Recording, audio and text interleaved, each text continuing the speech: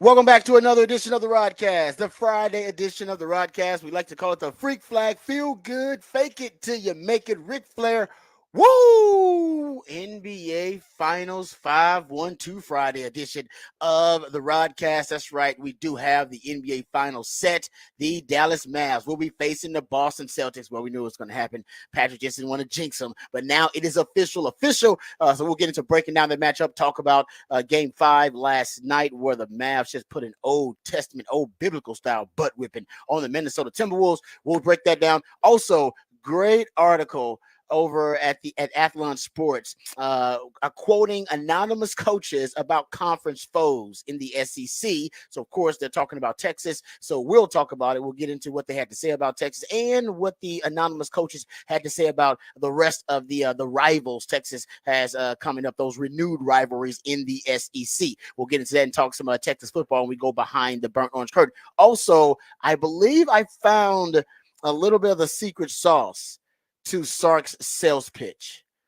I believe I found a little bit of the secret sauce to it. So we'll talk about that too when we go behind the burnt orange curtain. There's also a top 150 ranking from CBS Sports about the best football players in college football. We'll see where the Longhorns are ranked there. So we got lots of college football to discuss. Also, the abolition of the transfer rule in the NCAA. Apparently, it is on its way out. We'll give you that news, of course, coming up on the show a little bit later on. Also, NFL news, notes, and nuggets. There is a GM, general manager ranking that I want to get to a little bit later on the show. Also, it's been announced who's going to be the featured team for Hard Knocks. So we'll talk about the NFL's reality TV show, dive into that a little bit, and also we'll talk about some other NFL news, notes, and nuggets at the end of yesterday's show. We had an NFL story that broke about Jalen Waddle and that wide receiver market. So maybe we'll get back to that conversation as well. Lots to get into on the show, of course, and all your usual favorites. We got the topic for the big fat poll of the day. We also have the usual what the facts, what the stats off the record as well. Who said that? All your usual favorites. Before we get into any of that, let's introduce you to the rest of the crew. He's one of the hardest working members of the ARN family. He's got a hustler spirit, period. I'm not sure what he's paid. I'm pretty damn sure that this man is underpaid. Ain't no 401k for this hustler. He's a hustle man of many talents. Got many names around here. The real MVP, the idealionaire, but he's also my friend, co-host, and neighbor. It's Patrick Davis, y'all. What's going on, Patrick? How you doing, brother? Doing good. It is Friday. I did not right. jinx the Mavs. That was right. was a very big. As I realized we were talking about yesterday, and I just was like, "Oh, we'll just talk about the Mavs versus the Celtics because that's what's going to happen." And then you go, "Don't do that because then you're going to have some very angry Dallas fans when yes, you would, brother. Even if it goes like Game 6." Exactly. They would have had that, like, well, it'd be too that's nervous. Your fault. That's your fault that it was. Exactly. So I'm not listening to you for the rest of the finals. I'm gonna listen to you guys after 5. They basically decide they're gonna protest the show as a result. We know how superstitious sports fans can be. So I did not do that. We're good. We got there. They didn't give us a whole lot to talk about today because that was from the jump though. It wasn't ever a competitive game. No. If you're a Mavs fan, it was just Mavs porn. It was good for you. You're just watching Luka. At first, it was Luka going off. Then Kyrie went off. And you're just like, this is amazing. We're going. So you basically celebrated your finals trip for the second half, the whole entire second half of the game because there was no threat. There was no threat in the first quarter. No, there was some annoying parts in the second half, but it wasn't even a threat. Before we get to that, let me introduce my co-host. He's a proud alumni of DBU. He's got more papers than Dunder Mifflin, and he watches more film than Siskel and Ebert. He is the new Rod, father of Austin Sports Radio, Mr. Rod Babers. Thank you for the intro, brother. I appreciate it as always. Yes, glad you and I did not jinx the Mavs. I'm glad you thought about it because I was ready to start talking about Mavs and Celtics too. We didn't do that. We made sure that we were fair and we balanced the scales there. So that was good. But we'll get into lots of. We'll give our prediction. I don't know if you're ready to give your prediction. I'm ready to give my prediction about the Mavs and the Celtics. So we'll do that too coming up on the show. See what Patrick thinks about this matchup. Of course, we got a long time to break it down. Because you had a sweep on one side and then gentlemen sweep on the other. So we got a while. What we got next? Was it Thursday? We got a week. Basically, we got a week. Yeah. So ain't no need to rush it. We can piecemeal this thing out. Yes. But I think it's fun because at least Friday we can just kind of reflect on the journey of the Mavs. This journey they've been on. And I think it really is remarkable. And we'll get into it. I'm already to start. We'll get into it. First, we got to get to my man Patrick, the Horn headlines. He'll update us, inform us, and educate us on all the top stories of the day. And then we'll also get to this the transfer rule that is on its way to being abolished, actually, guys. Now I'm assuming this is college sports. Of course, we're talking about college football a lot, but because it's one of the I don't know, unintended consequences, or maybe it was intended, at least for one side, of the antitrust settlement. So part of the antitrust settlement now coming out, we're hearing that they may be doing away with transfer rules, period. Yeah. First of all, they haven't been enforcing them anyway. So we've basically been living in this world anyway. Y'all are used to this, so there's no need to start like freaking out about it. The NCAA has not been enforcing the transfer rules except for the last super selectively. Very selectively. Because what was that kid, Tez Walker for North Carolina? Yes, and then they reneged on that, right? They backed off eventually, but that was like half a season the kid missed because the NCAA didn't like Mac Brown in North Carolina.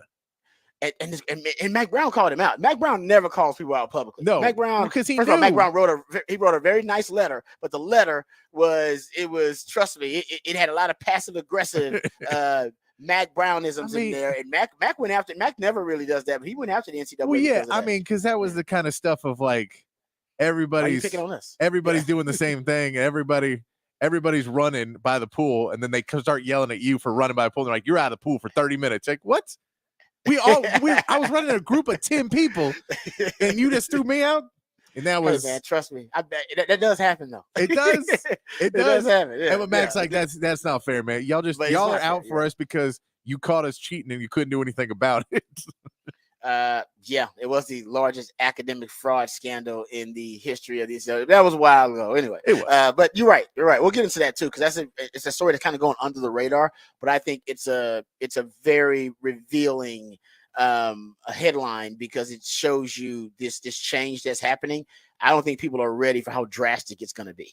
It's going to be a drastic change. Revenue sharing, no transfer rules at all. It's going to be wild. And I still think they're going to have, I don't know what they're going to do with NIL, which we'll talk about. I don't know exactly what their plan is. I don't even know if they know what their plan is for NIL. I'm not sure they know what it is either.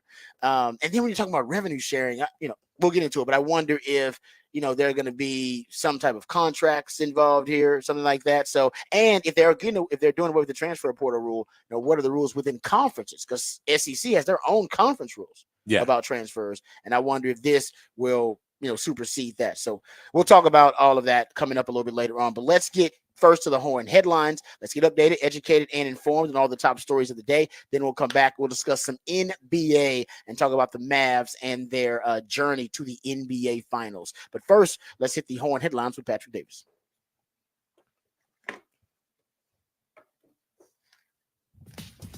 All right, your Horn headlines brought to you by Top Gun Rentals and Lawn Equipment. Texas softball got a 4-2 win over Stanford to start their run in the Women's College World Series yesterday. Caden Henry had 2 big hits for RBIs, and Tegan Cavan only allowed 1 hit in her complete 7 innings pitched. The Longhorns will now take on Florida in the winners bracket on Saturday. Texas baseball will take on Louisiana in their first regional matchup today. Max Grubbs will get the start for Texas, hoping to get some help from the bats who have been strong for the Longhorns at the end of the season. In the NBA, the Mavericks took an early lead against the Timberwolves and never looked back, winning 124-103 and advancing to the NBA Finals. Luka Doncic and Kyrie Irving both had 36 points as the Mavs punched their ticket to the Finals for the first time since 2011. They will now get a week to rest and recover before facing the Celtics starting Thursday, June 6th. In Major League Baseball, the Astros salvaged a game in their series against the Mariners, winning 4-0 with Spencer Arrighetti only allowing 2 hits in his 6 innings of pitching. The Astros now head home to take on the Twins, while the Rangers will get ready to take on the Marlins with pregame beginning at 5:30 here on the Horn. That is your Horn headlines. All right, thank you, Patrick, for the Horn headlines. And yes, I forgot, I apologize. Rangers report will be coming up also in the 9 o'clock. So Rangers fans, I apologize. But yeah, you'll have your Rangers report coming up a little bit later on in the show. All right, let's get it to the NBA Finals, but let's first talk about the Western Conference Finals and how the Mavs just dismantled the Timberwolves and why it was such a lopsided Old Testament, old biblical style butt whipping. It was really because Luka came out like a man on a mission. I mean, Luka was in the zone, in his element, however you want to describe it. I mean, he came out torched earth, scorched earth. I mean, it really was. He started off 4-4. I mean, he was hitting deep daggers. I'm talking about 31, 32 footers, 28 footers early on. So early on, he was feeling it. And that led to him having 20 points in the first quarter. Hell, the T-Wolves as a team had 19 in the first quarter. In the first 153 seconds, the man had 12 points in the first 153 seconds of the game. And pretty much that was it. And then Kyrie took over in the second quarter, and Kyrie, I believe, of his he had 36 points, but 15 of those came in the second quarter. They were up 29 by halftime. Game, set, match. Yeah, I mean, and I feel like this series you saw the bit of it's two-sided because it is the Mavs. When you look at how young this team is, it's surprising how mature they've been. But I think that goes to the leadership of Luka and Kyrie. And Luka Doncic, as young as he has been a pro basketball player for 12 years. He's 25 years old. But he was started as a pro when he was 13. So he has had expectations put on him for a very long time. And, I think going to the Western Conference Finals, realizing what went wrong over the offseason, him and Kyrie kind of talking and figuring out the pieces that weren't there and what they need to change. What the Mavs front office did, understanding they needed rebounding and they needed defense, and to add PJ Washington, Daniel Gafford, and Derek Lively all within this season. All of those are huge pieces. But really, it was, for me, the difference in the series was the leadership, where both teams were doing well at points in this, and both teams did well in the last series. But you saw the Mavs in clutch time, when they had to dig down deep, they were able to do it over and over again. And in game one, when Luka kind of was not himself and not going well, and whether it was the game plan or whether it was Kyrie just reading the room and knowing what he had to do, Kyrie came out and punched him in the mouth early, and the Timberwolves just did not respond well to it. And Mavs get the big win in game one, and it threw them off the whole series. And you saw this Timberwolves team, they felt like after they got, or it seems like they felt after they got through Denver, that they were supposed to be able to be the favorites. And now that they were the favorites, we can play our style of basketball and we'll go win. And screw everybody else. We did it. We defied the odds. We beat the defending champs. And now we get to play our style of basketball and go win. And once they had to change up and realize they couldn't do what they were doing all season and what they were trying to pull off wasn't going to work anymore, they didn't want to adjust. They didn't want to make the changes. And while Karl-Anthony Towns did get more aggressive offensively, while Anthony Edwards did push offensively, this is the number one defense in the league this season. And they're just allowing points nonstop. You have to change what your defense is. You have to bring up that defensive intensity, and what's not working, you have to make work. And they never did that against this Mavs team. They never really made the defensive adjustments they needed to. They made some different switches. They made a few different changes, but they never found anything that really, really worked and stuck with it and stuck with the intensity of it throughout the series. And it felt like Luka came out hot, and Timberwolves are fine not getting swept. And you know what? We didn't get swept, and it is what it is. They're just a better team. And you're like, how did you put all that together, have this big run against Denver, and then just walk away from it at the end? And then you heard the post game again, and you saw Anthony Edwards and Cat, and we didn't play as a team, and we weren't that great. And man, you talked about it yesterday. It's I when you lose, it's we when we win. And that Timberwolves, both guys, it was we last night. We weren't the best team. And you go, are you blaming Jaden McDaniels for not putting up 25 a game? Because if you're doing that, then trade him. Then trade Cat today. Like, I mean, that's horrible leadership to go up and say it's we when you didn't have the best series. Because you saw Luka. Luka puts up 30 in every game and then has a game under 30 and says, well, that's on me. That's on me. We're supposed to put up 60 a game. That's my job. Me and Kyrie are supposed to put up 60 a game, and then y'all are supposed to fill in the gaps. And if we don't do that, we're not doing our jobs. And Karl-Anthony Towns and Anthony Edwards will put up 35 and go, well, we needed help. That's not how this works, man. And so and Anthony Edwards is really, really young. So I get that'll be growth with time. It goes back to the sound we played, and I don't have it edited still. I have to re-edit it. I'll play it later in the show. But the great clip from We've been losing. How much do you want us to lose? And you saw that. And when you listen to that now, you can tell that part of, do you have to have a bigger loss to really get over it? Nah, we figured it out. We figured it. We cracked the code. Yep. NBA dynasty starting right now. Cracked the code, and didn't understand. Didn't have that strife. And the Mavs, for between what Kyrie's been through and what Luka went through of getting to the Western Conference Finals and not being able to finish it out a couple of years ago, through last year not being able to get further in the playoffs. I think he understood what the assignment was. He understood the things he needed to fix. Jason Kidd has been able to finally reach this team, being able to getting some more pieces in there that are buying in, and not just buying in, but guys that can do more of the help. I mean, having a rim protector is just huge. And I mean, last season, Maxi Kleber was basically the rim protector, and that's not a great start for if you're playing if you're trying to win championship basketball. Yep. So I you know what, I'll give Jason Kidd credit, because I've been extremely critical of him for a long time, and he's done a great job building the culture of this team and building up where they need to be. So I mean, when you look at what the entire process of this series ended up being, it felt like one team understood what the assignment was, understood the leadership, understood where they needed to go, and the other team was okay. You know what, we're going to do what we do, and if that cost us, then that cost us. Man, you can't have that. You're not even in the finals. You're in the Western Conference Finals. The worst thing that happened to them, honestly, was to face the defending champs early. Yeah. Because it did, like you said, they did seem like they had this moment of, all right, we did it.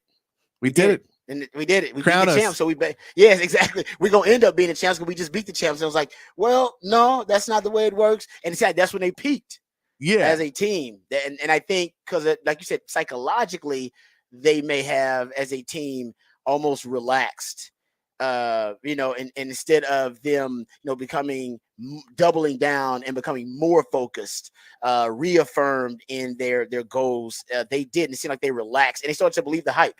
Anthony Edwards, the next Michael Jordan. Oh man, this T-Wolves team, looks like they're about to go on some dynastic run. Look how young they are. And I think honestly it was a good lesson for them. Exactly. It's a good lesson. No, they're talented. I think that's the point, is if you look at what Anthony Edwards is going to do, I think they may still need to make some changes on that roster. But at the same part, they do have a long future ahead of them. There's no point where you think that this is the worst thing that ever happened and it's done. Mm-hmm. But you saw it. And I mean, that's Luka a couple of years ago in the Western Conference Finals. They were not mature enough, and he was getting more in his head, and he was holding over things from game 1 to game 4 and those types of things. But the Mavs this season, they go up against the Clippers team that's really tough. And you were lucky that Kawhi Leonard didn't play in all the games, but even when he played, it wasn't necessarily making them that much better of a team, because he wasn't fully healthy and he wasn't mixed in with what they were doing. So they played that team that was very talented. Then they go and play the number one seed in the West in Oklahoma City, but that's another young team you're able to keep, but it's a different style of basketball. You got to go out there and compete with them. And now you go and play Minnesota. You get to say, we've seen 3 different stages kind of what teams are at, 3 different styles, and we've been able to match up against all of them. It has to give you a lot of confidence going forward. Yeah, no, I'm with you on that. Yeah, if you're a Minnesota Timberwolves fan, you got to still be excited about what you saw from this team, the potential of this team. I agree with you. Just I think that we saw the immaturity and the lack of experience. I think you just saw that come to the forefront here because, you were going up against a team, with their superstars. Hell, Kyrie's going to what? This will be his 4th finals? Yes, I believe so, yeah. Something like that. You talked about Luka. Luka's kind of been, banging away at, the door here, trying to break through here late in the playoffs and now going to his first finals, but he's already been to a Western Conference Finals before. So I think that was something that really played a huge role and was very impactful, was the experience and the maturity overall of the Dallas and the culture. We talked about this yesterday, culture overall. That not saying the Timberwolves have a toxic or bad culture, but the culture of the Mavs, I think it's better. We saw that in clutch time. This is a team that I love that when Kyrie and Luka first got together, the big criticism was they're not clutch together. They don't have the clutch chemistry. They can't figure it out when the game's on the line, even though both of these are transcendent players. They are not a good fit together. They made it work. They weren't a good fit initially. They weren't. Yeah. They would it may have taken time for them to find their groove together, but at least if you want to just just talk about it straight up. At first, it didn't look like they were right fit, but nobody got frustrated. Nobody's ego got in the way. Like you said, Kyrie and Luka worked it out. They figured out, and I think honestly, I'll give Kyrie a lot more credit than I'll give Luka, because I do think Kyrie, we know at other places it has not worked out, whether it be his fault, ego getting in the way, or whatever. But I think Kyrie, with the maturity in his game and really the confidence he has in himself, I think he's decided, no, I'll do whatever. I'll be whatever you need me to be. If you need me to be the closer, I can be the closer. You need me to be the guy that sparks it, I can be the spark for you. You need me to be, me to be the guy that facilitates, because so you can be the guy, I can do that as well. And he has been able to be malleable in his role with the Mavs. It's not just one. And we talked about even in these playoffs, he hasn't just been one thing. And his defense, that's kind of the real, I think, evidence of his buy-in is his defense now. And that's the Jason Kidd influence. Yeah, that's the Jason Kidd influence on Kyrie and Luka, by the way. And I mean, it's not understated that, I think everybody was a little confused by the contract and the speed that they gave Kyrie the contract in the offseason. Yeah. But you understand that when he came in last season, he was a free agent at the end of the year. And there was a lot of talks that, the Mavs are going to try and lowball him, and every team was going to try and lowball him because they said, you're a cancer in the locker room. So all this baggage. So, you're probably worth, mid-level exception, maybe we'll get you up to like 15, but 20 million a year is probably your cap. We don't really want to pay you. And they paid him. And they said, we want you to be comfortable. We think that you're the player that we need to get us over the hump. Yeah, and everybody else saying, yes, we believe in you. We believe in you. And I think when they gave him that kind of renewed the faith of, okay, I'm not on a 2-year deal. I'm not on a 1-year deal. I'm not on a prove it deal anymore. I can go out and play basketball, and I don't have to be Batman because I just have to win. And everyone's going to be happy. I don't have to be the guy who's constantly trying to put up 45 a night so that I can prove that I'm a deserve a max contract and that you want to re-sign me. And I think that belief in him, when all the narrative was the other way, that he didn't have to have this long drawn out negotiation. He didn't have to do all the media. He didn't have to do the back and forth where they're dragging your name in the mud and you're dragging their name in the mud, trying to get it done. They were able to just get through that early and just immediately focus on business. I think that helped a lot. And then you talk about bringing in guys like PJ Washington, Daniel Gafford, that you bring in guys from losing teams, and you never know how it's going to work out because they will get reputations that they're part of the bad culture. And you never know how much are they responsible for it and how much are they a victim of it. Yeah. And how much are they, just a victim of the peer pressure and being in the moment, and they're not able to turn it around because they're not the guy. They're trying to be the guy because they want to fix it, but they can't.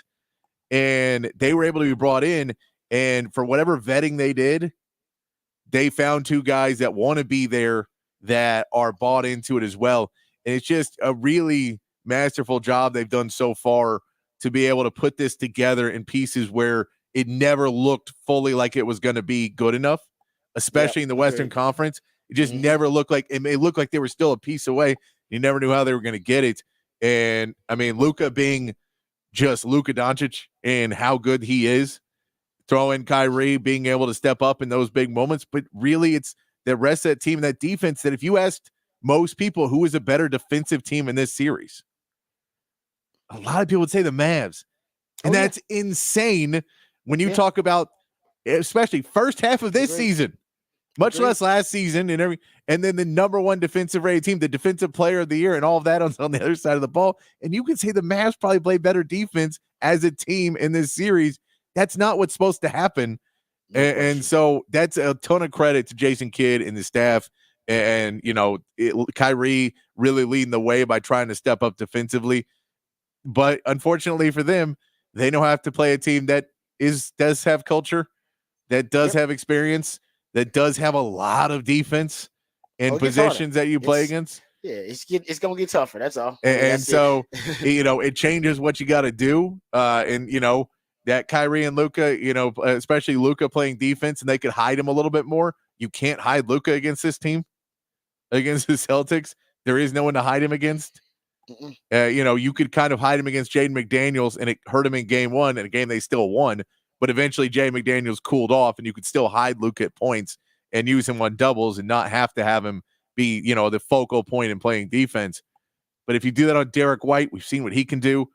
We know what Jrue Holiday can do. That's a champion. And then that leaves Jaylen Brown and Jason Tatum. So you're not putting him on Jaylen Brown or Jason Tatum. No.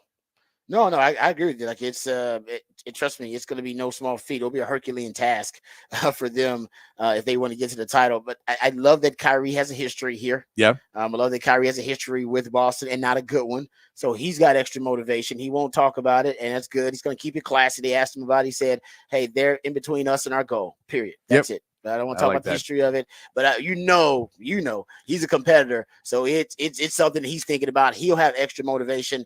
I think Luka understands. For him, this is, like I said, I predicted he would win the MVP because I thought this would be the season that he would declare himself to be the best player in the league. He'd be in that conversation. I'm the best player on the planet. It didn't happen in the MVP conversation, but I think it might happen in the NBA Finals. And if because you're right, they're going to be considered the underdog. They've been the underdog in the playoffs multiple times already. So they'll be the underdog. And if they win this game, win this series, it's going to be because Luka was unstoppable and a force of nature at one point, which he can be. And Kyrie can also do that on occasion as well.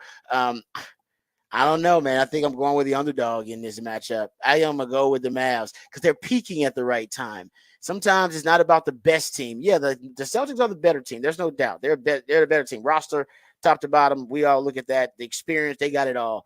But, man, it's oftentimes, the playoffs, whatever sport you're talking about, football, basketball, baseball, it's about the team that's peaking at the right time. And like you said, this Mavs team, the way they look now, totally different than the Mavs team you watched prior to the All-Star break, then after they made the trade, and then the last 20 games of the season, somewhere around there. I think they went like 16-4. So and then it's that defense, the last 20 games, they were a top 10 defense in the league. And as you pointed out now, held against the best defensive team in the league. It starts to look like they are the better defense. If you were just watching it without knowing the stats, you'd be like, well, the Mavs have a better defense than the Timberwolves. Like, no, actually the Timberwolves are supposed to have an elite defense, the best defense in the league.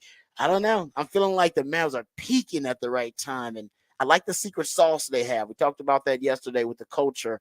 I don't know. I really don't have a great reason other than my Luka prediction and what I'm watching with the Mavs. But I'll admit I haven't watched the Boston Celtics as much as I've watched the Mavs, so I could just be biased. But I don't know. I think there's something special about this Mavs group. So I don't know. I'm picking the underdog. I don't know how much they're underdog. I mean, it's going to be a question too if Porzingis comes back. If Porzingis comes back, that just gives them another weapon. It's another one. Yeah, and I mean, he's pretty. I mean, at this point, he's probably coming off the bench if he comes back. But I mean, that's another weapon. But I mean, when you look at this Celtics team and you realize there's a matchup of PJ Washington versus Jason Tatum, which means PJ has to guard Jason Tatum this series. And that's not the same. He guarded Cat, but Cat wasn't attacking and not going to try and put him in foul trouble and not just go after him. And they're going to have that with Jason Tatum. I think Derek Jones versus Jaylen Brown. I mean, that's more what Derek Jones is built for. But then, it really puts you on, Luka having to close out on Derek White most likely and putting Kyrie on Jrue Holiday and trying to get there. But maybe you switch it up and, Kyrie, they're going to throw a bunch of different looks at Jaylen Brown probably. But, Jason Tatum's just too big. The PJ's going to have to step up. Maxi Kleber's going to have to step up. Derek Lively and Daniel Gafford will have to take a little bit of that on there as well. If Al Horford is, you're going to take steps away if Porzingis isn't playing. It's just there's so many weapons for the Celtics. And as much as the Mavs are peaking right now, the Celtics have started peaking around week 1 of the NBA season. They've been pretty much there the whole time. Like there hasn't really been a big lull for the Celtics. That's what I'm saying. You can't peak though if you've just been baseline great the whole season. So that's what I said. That's why I like something. The hot team is the Mavs. The better team is the Celtics. There's no doubt. And I mean, the question is, can the Mavs be in it in all these games? And then it comes down to clutch. And I believe the Mavs are a better clutch team. So if you can stay in these games, the Mavs have every shot in the world to win these because I believe they're the better clutch team. But that means you have to stay in these. It means you have to put a ton of work in and have legs at the end of there. The bench is going to matter. It's just going to be a grind for the Mavs. But it's possible. I still have to see them against the Celtics to do it. for them to pick the Mavs. I just can't. As good as the Celtics have been, as loaded as they are, I know what the Mavs have been through this season. But again, you're talking about the difference of, Kyle Anderson playing serious minutes for the Timberwolves who can't shoot. And at the end of the game, I still like, but the best way I've heard Kyle Anderson's shot described right now is it looks like it needs 2-factor authentication. And at the end of the game, they were just leaving him in the corner and no one was going over, just let him shoot threes and he just wasn't in them. But that's awesome. That's but yeah, I mean, I as of right now, it's hard for me to. So you want Celtics?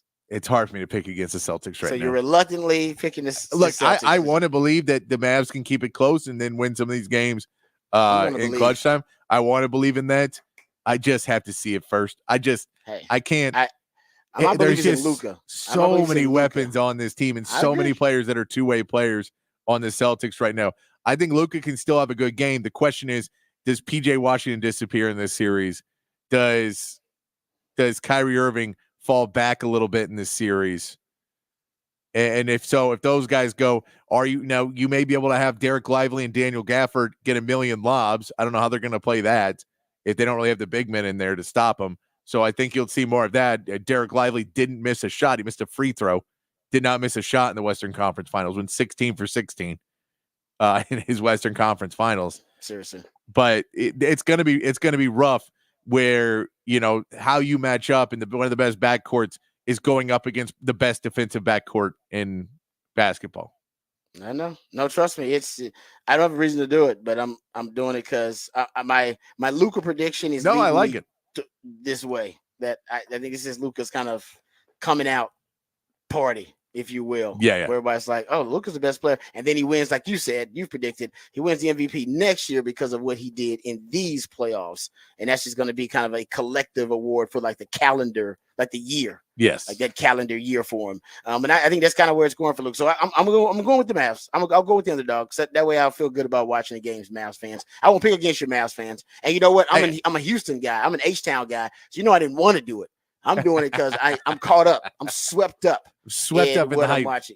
I am, man. I'm swept up in the hype of the Mavs, man. I'm happy for Mavs fans. And listen, the city of Dallas actually is having a good run here because the Stars, we'll see if they can make it to the finals, to the Stanley Cup finals. But hey, Rangers defending World Series champs. Now you got the Mavs in the finals. Sorry, Cowboys fans, because I know it's starting to feel very lonely and isolated as a Cowboys fan. I mean, it's gonna feel other sports. Hey.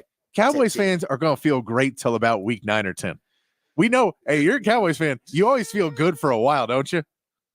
Yeah, well, yeah, but yeah, I guess and then they start running commercial for the playoffs, and you're like, oh, I got that sinking feeling in my gut again. Yeah, you're right. They're going to win 12 games like they did the last 3 years. It's so hilarious because I get this because I talk to Mavs fans, and they're like, you talk about the Texans and the Cowboys, and you're like, the way you talk about the Texans is so positive and everything's so great. And you talk about the Cowboys, it's not as positive. And you're like, we expect them to be basically the same regular season team. It's just the expectations for the Cowboys are Super Bowl or bust. And for the go win a playoff game. Yes. Go win a playoff game. The Texans just won a playoff game. Go win a playoff game. No, I get it, but it's just funny because I get where people can say there's a double standard, but you're like, it's not a double standard. It's just you're supposed to get better. And if the Texans plateau out, then we'll start getting mad at the Texans. But we don't think they've plateaued, and the Cowboys have clearly plateaued. It's just a funny because they're still going to be good because I can't talk about them in a way that's like the Cowboys are bad. They're going to be good in the regular season. Yes. And I think Cowboys fans are now, I don't know if this is probably the least optimistic I've heard Cowboys fans in the preseason. Oh, yeah. In off season. They agree. They're going to be good in the regular season, but that doesn't even matter to them anymore. That is like that's for Cowboys fans, they get no satisfaction and joy from those regular seasons anymore because all they can talk about is, well, how are we going to do in the postseason? So until they get to a conference finals, so they get to the conference finals, it's going to be, I think, for Cowboys fans, a lot of pessimism around Cowboys. And you got to sign these contracts. That's what's coming up next for the Cowboys anyway. To hell with the season. You got to figure out what you're going to do about CeeDee Lamb, Michael Parsons coming up, Dak Prescott, That's right now the biggest challenge and conundrum for the Dallas Cowboys. All right, good conversation there about the NBA Finals, which will be coming up next week. So we got plenty of time to break that down and talk about it. Okay, real quick before we get to the break and get to some Texas football conversation and go behind the burnt orange curtain, got to throw this out there. So I got it from CNN. So one of these antitrust lawsuits, I believe, the settlement for the antitrust lawsuit. One of the now consequences of that is that the NCAA has agreed to drop a rule making it difficult for Division I college athletes to transfer schools and remain eligible to play following that civil lawsuit, the antitrust lawsuits that we've been referencing. The Justice Department, District of Columbia, and 10 states involved in the lawsuit announced the proposed agreement with the NCAA on Thursday. The agreement would end the civil suit against the organization over their transfer eligibility rule. Now, this is another lawsuit. And if the NCAA has got multiple lawsuits. This is another one of the lawsuits against them. Sorry, thunder. It's crazy out here. And if the power goes out, which is that it has flashed a couple of times, that we'll try to get back with you, but yeah, my power may go out too. Just to say it's up. This agreement would end the civil suit against the organization over their transfer eligibility rule, which required student athletes who transferred more than once to sit on the bench for an entire season before being allowed to compete at their new school. Prosecutors said if approved, the deal would bar the NCAA from enforcing the transfer rule or adopting any similar rules between Division I colleges and universities in the future. It would also require the NCAA to issue an additional year of eligibility to certain college athletes who qualify under this new proposal who were previously deemed ineligible to play for any length of time because of transfer rule. So basically, if you got screwed over because of that, but they deem as an unfair rule, you'll get an extra year of eligibility as a result of this. So yeah, I mean, it's they haven't been enforcing it for the last couple of years anyway. Basically, post COVID, they stopped enforcing transfer rules because they were tired of losing in court. Because anytime somebody taking the court, the courts would side with the players and not the NCAA. And on top of that, now they're just trying to settle as many of these antitrust lawsuits and civil lawsuits as they can. And here's another one, and they're settling them by just either ceding control or deciding to change the rules and change the framework. That's why everything's happening so drastic. They got to settle all these lawsuits before they can actually construct a new framework for the future of college sports. If they don't, then they're just going to be potentially violating antitrust laws again, and then they're going to be subject to more lawsuits. So they got to figure this thing out. All right, we come back. I believe I figured out one of the principles that Sark uses to recruit athletes. How do you recruit a selfish generation of athletes when you need them to be unselfish and sacrifice to help you achieve your goal? Sark has a brilliant sales strategy. We'll play that for you on the other side. Also, we'll get into some Texas football conversation. There are a couple of stories I want to get to, top 150 players ranked, and also the SEC coaches speaking anonymously about other SEC coaches, what they had to say about the Longhorns. We'll talk about that and more right here on the Rodcast, featuring Patrick Davis, lifetime Longhorn Rod Babers, coming back on the Horn.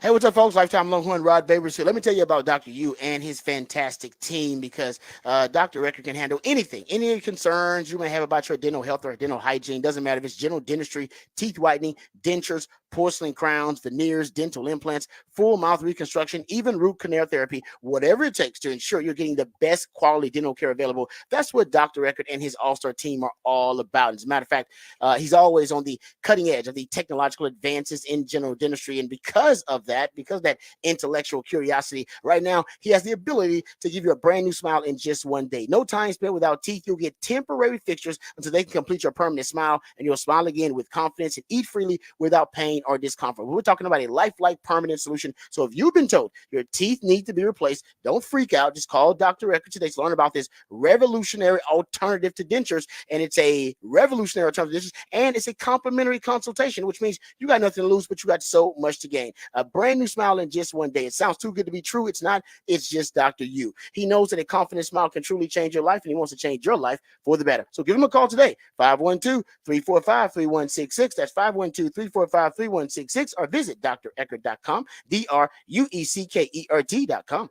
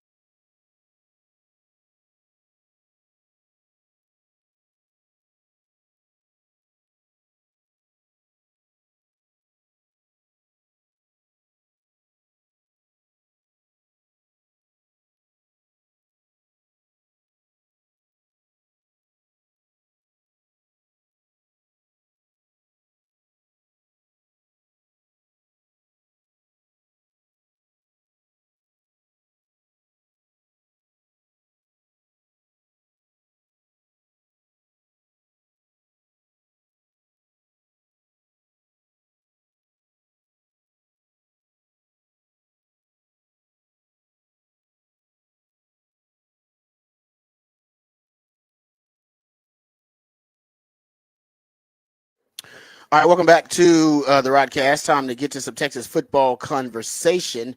Speaking of conversation, there's a lot of folks talking about this article over at Athlon Sports. Now, they do this every year, but it holds different significance. Now, the Longhorns are heading to the SEC. They talk to SEC coaches who speak anonymously about their conference foes. And here's what they had to say about Texas. We'll get to Oklahoma, A&M, and Arkansas, too. Let's hear what they said about Texas. So this was anonymously some SEC coach They said this is not the views of Athlon Sports, but coaches they actually spoke to in the SEC. So here's the Texas quote. I think there's a tendency to look at league expansion from the viewpoint of the new programs having to acclimate to the league, but this might be the other way around. You can't compare Texas or Oklahoma, he said, to those A&M and Missouri programs that came in. They're going to pair the Bama wide receiver with their other 5 stars and probably won't miss out at that position. If you're looking for a weak spot, maybe it's the fact that you have the most famous name in quarterback history, Arch Manning, as a backup. That's a problem any staff would take. They instantly compared to the top programs in the league in terms of depth and talent and could definitely win the conference and be headed back to the playoff. Yeah, usually when on these anonymous coach things, there's like I don't know, kind of a stinging critique of some kind, or just downright criticism. That it is not the case for this one. As a matter of fact, it's very complimentary, saying Texas may end up coming into the SEC and being not only a contender, but the other schools may have to adapt to the way Texas brand of football. Kind of reminds me of that Peter Burns quote. Peter Burns, who does the SEC network stuff, and he was also hosting the pregame analysis for the Texas spring game. So he gets a chance to go behind the scenes, and he gets a chance to see these schools up close and personal. He goes to practice to see the SEC schools, and he's actually been to the Texas practice too. Not a lot of people can say they've been to both, that a Texas practice and to the a Georgia practice too. And remember, after seeing Texas during the spring, he said, I was just down in Austin and I handled their spring football game, and it looks every bit like the way Georgia looked in 2021, 2022, and 2023. Talking about the Georgia team that won, multiple national titles in that time span. He's saying Texas looks like that Georgia team. That's the guys on the outside looking in. The reason that these are good quotes for Longhorn fans, because we drink the Kool-Aid all the time. Good to have somebody who's on the outside looking at this Texas squad, and somebody who is plugged in, like Peter Burns say, no, it's the real deal. They look and they look like and play like and run like, hit like an SEC team, not only an SEC team, but the standard for college football right now, which is Georgia football. Okay, so here are the other the rivals for Texas and what they said about the Texas rivals here. Here's what they said about the Aggies. It says here, Mike Elko was a fantastic hire. He has a ton of respect in this league and across the industry. He knows the program firsthand, and he's not going to worry about anything other than finding ways to win. It's going to be a night and day culture change at the head coaching position. There's a lot of turnover coming from Jimbo Fisher's NIL mercenary type culture to what Elko wants. Marcel Reed might be a better overall QB than Connor Wegman. Don't be shocked if he's the starter at some point this season by beating him out or by injury. They could be really scary on defense. That's not going to be a first-year head coach situation. Elko knows the personnel, and they're really talented. The program has a chance to shift its entire identity this offseason to hard-nosed, defensive-minded, all that stuff, which can really fit that place. That could be a hell of a place to play. So there you go about the Aggies. So they're pretty high on the Aggies too. Here's what they had to say about Oklahoma. They're starting to round out on defense to a unit you'd expect Brent Venables to be coaching at Clemson. That's the good news entering the SEC. The bad news is that they could be bad on the O-line if they can't pull some guys together late in the transfer portal. Oklahoma is a legit top program, but the secret to the SEC is the line play, and they won't be able to do what they want on offense if they can't protect against the average D-line in this league. If you're looking for a new offense, it won't be drastically different from Jeff Lebby, but they've got to run the ball more effectively than they did when he was there. Seth Luttrell is a made-to-order kind of OC, a really experienced guy who is going to scheme to fit. So that's what they said about Oklahoma. And yeah, I guess we should give Arkansas a little bit of respect and give theirs. Here's Arkansas. This is the hot seat job for the SEC heading into the season. Sam Pittman is a well-respected guy across the industry. You really feel for him having a guy like Petrino, who the fans and boosters probably think should be the head coach. coming in underneath them. That's the SEC right there. If Petrino can get the quarterback, Taylor Green, ready, they might have a shot at a 500 year, but they have a shaky situation with their offensive line losses in the spring. Is 500 enough to keep Sam? The defensive line is their best unit probably, but they just don't have the overall defensive talent right now to compete in this league.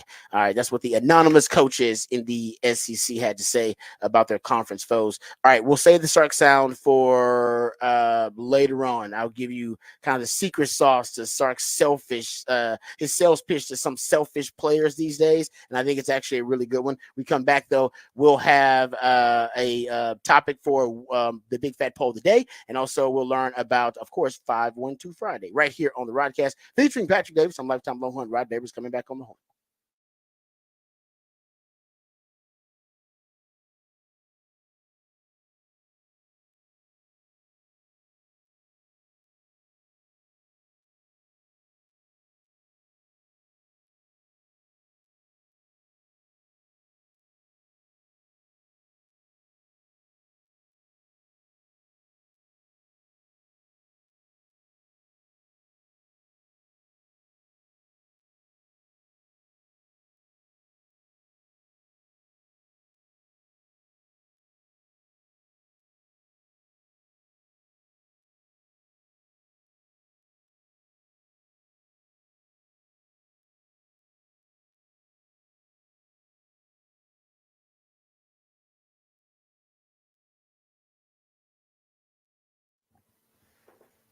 Hey, what's up, folks? Lifetime Longhorn, Rod Babers here. Austin is a great city. It's one of the reasons people keep moving here, making the traffic even worse. It's one of the fastest growing cities in the country. And as our city continues to grow and thrive, well, so do our friends over at Ironworkers Local Union 482. Many of the iconic landmarks we love in this city were created and built by the skilled craftsmanship of Ironworkers Local Union 482, like the Pennybacker Bridge and DKR Stadium. The folks over at Ironworkers Local 482 don't just go to the office, they build it. So if you're looking for an exciting employment opportunity or you want a refreshing career change, right now it's the perfect time to become a member of Ironworkers Local 482. They're hiring over 3,000 people for a huge project right here in Central Texas. They're offering competitive wages, competitive benefits, and a pension plan. They even offer training for unskilled labor through their apprenticeship program. So become a member of Ironworkers Local 482 and take pride in the type of teamwork and craftsmanship that helps shape the future of our great city. Go online today and apply at ironworkers482.org. That's ironworkers482.org.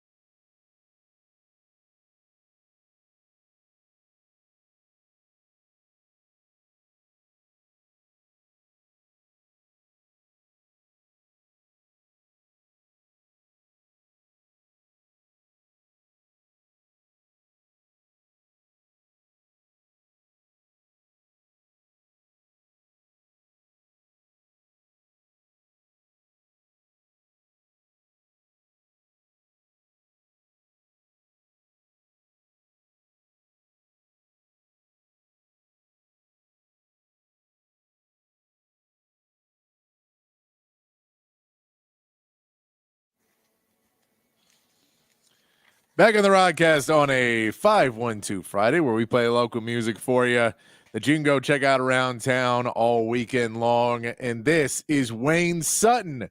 He is playing Saturday out at Treaty Oak Distilling. You can go check out Wayne Sutton. You may remember that name. He was part of Sister Seven, played with Patrice Pike a lot here in town.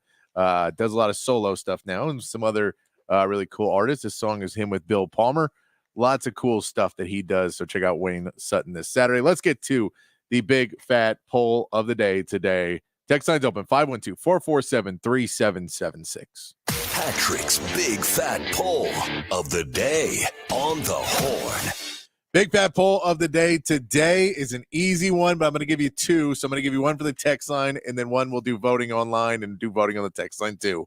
But the easy one is who's going to win the NBA Finals? Who is your pick now?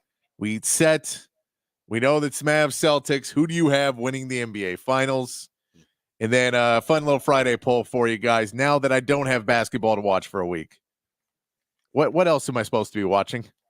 There you go. What else? Yeah, What text line suggestions do you have for me that I should be watching? Keep in mind, I hate almost everything.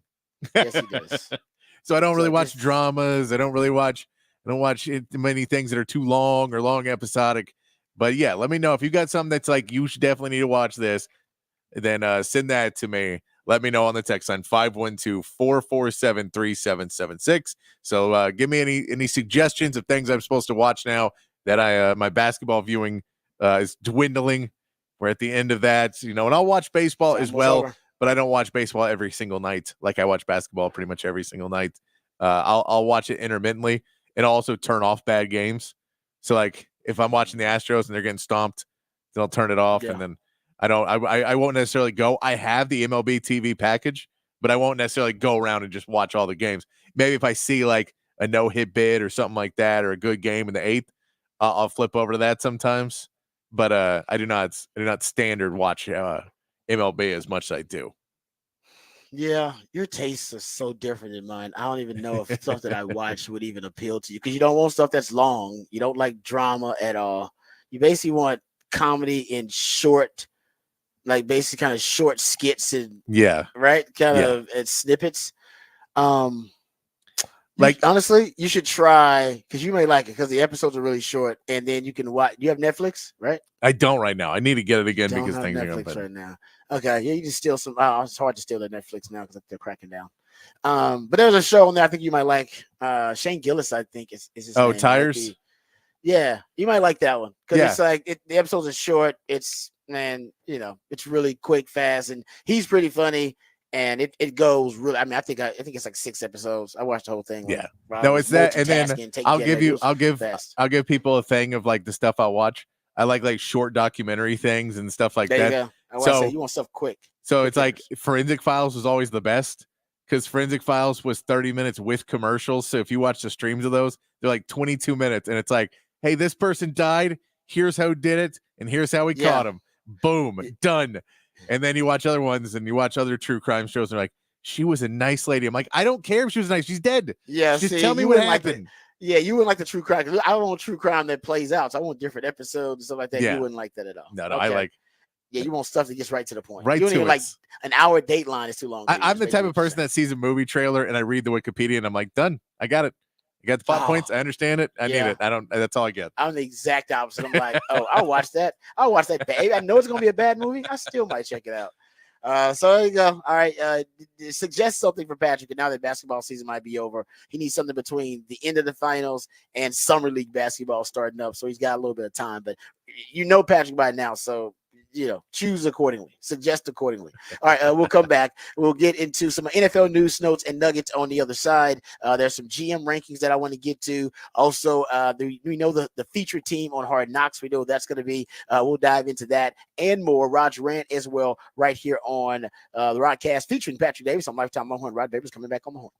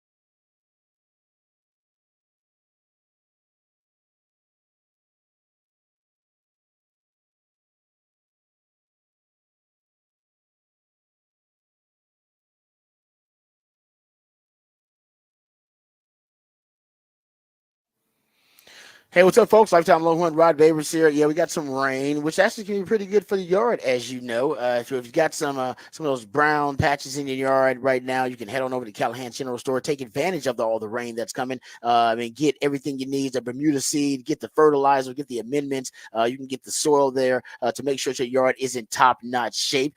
You also, if you want to take advantage of this rain that we got coming right now and get your garden beds in shape, you can do that at Callahan General Store as well. They got plenty of seedling vegetables there, beautiful flowers there at Callahan General Store, so that you can make sure that your garden beds are in top-notch shape. You want to make sure for the spring, for the summer coming up, that your yard is in golf course condition, in the best possible shape. And Callahan General Store can help you out with that. They got all of the supplies you need, all the resources, the pre-emergence. They got the weed and feed if you need that. Like I said, they have the Bermuda seed to fill in those brown patches, the soil, the sand, the fertilizer.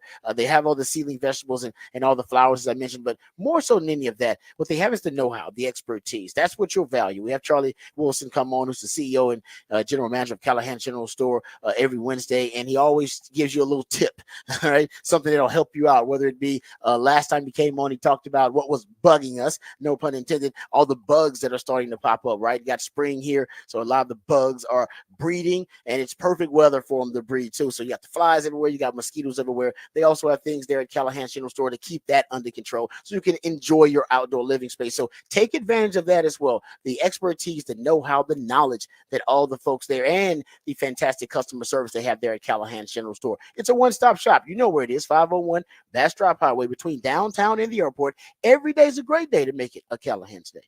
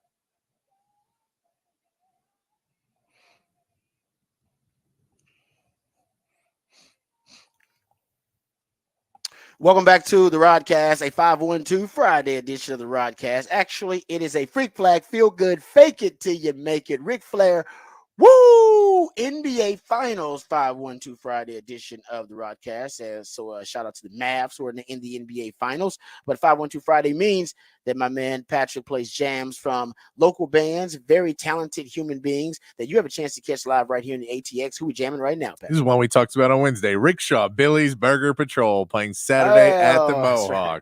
Mohawk. Like I said, I don't know why I feel like there's got to be somebody who's a little heavy set in Billy's Burger. You say Billy's Burger Patrol? Rickshaw, Billy's Burger Patrol. Rickshaw Billy's Burger Patrol. I could be off about that. I've never seen them, so you got a chance to go check them out. And do the burger thing? Do they embrace that? Is that just thrown out there? Or I think it's just a name. I don't know. Part of the bit. I don't think they sell burgers. I don't think they wear burgers. Nothing with the burger. I'm just saying. Just asking. There you go. It could just be it could be an actual name burger instead of the food burger. Could be a name burger. They may just like to see football games at the Burger Center. Burgers, exactly. So I don't really know, but there you go. I'm always interested, as Patrick knows, in the origin of band names and group names. All right. Also, we have the topic for the big fat poll of the day, which my man Patrick comes up with. Is always a conversation starter. This one pretty simple, and I already answered mine, so I'm already on the record. What's the topic for the big fat poll of the day? Big fat poll today. Who will win in the NBA Finals? Now that we know it's Celtics and Mavs, is your easy 1-2 punch is one or the other. 50-50. You got a chance to get this one right. And then we're asking now that basketball is dying down and we have a week. We have till next Thursday when the finals start. What am I supposed to watch? What am I supposed to pay attention to and watch? And yes, I did see some Texas softball. I watched the Texas softball game yesterday. I did. So I will watch other sports still, but it is not with the consistency that I watch the NBA. And congrats to the ladies too on the win in the College World Series. So they're moving on, and we'll get into that. You can get into that in the Horn headlines, of course. Actually, I got a stat in our what the stats about the Texas softball team. So we'll get into that a little bit later on. And I want to get into some NFL discussion here, which we will, and we'll have Rod's rant of the day.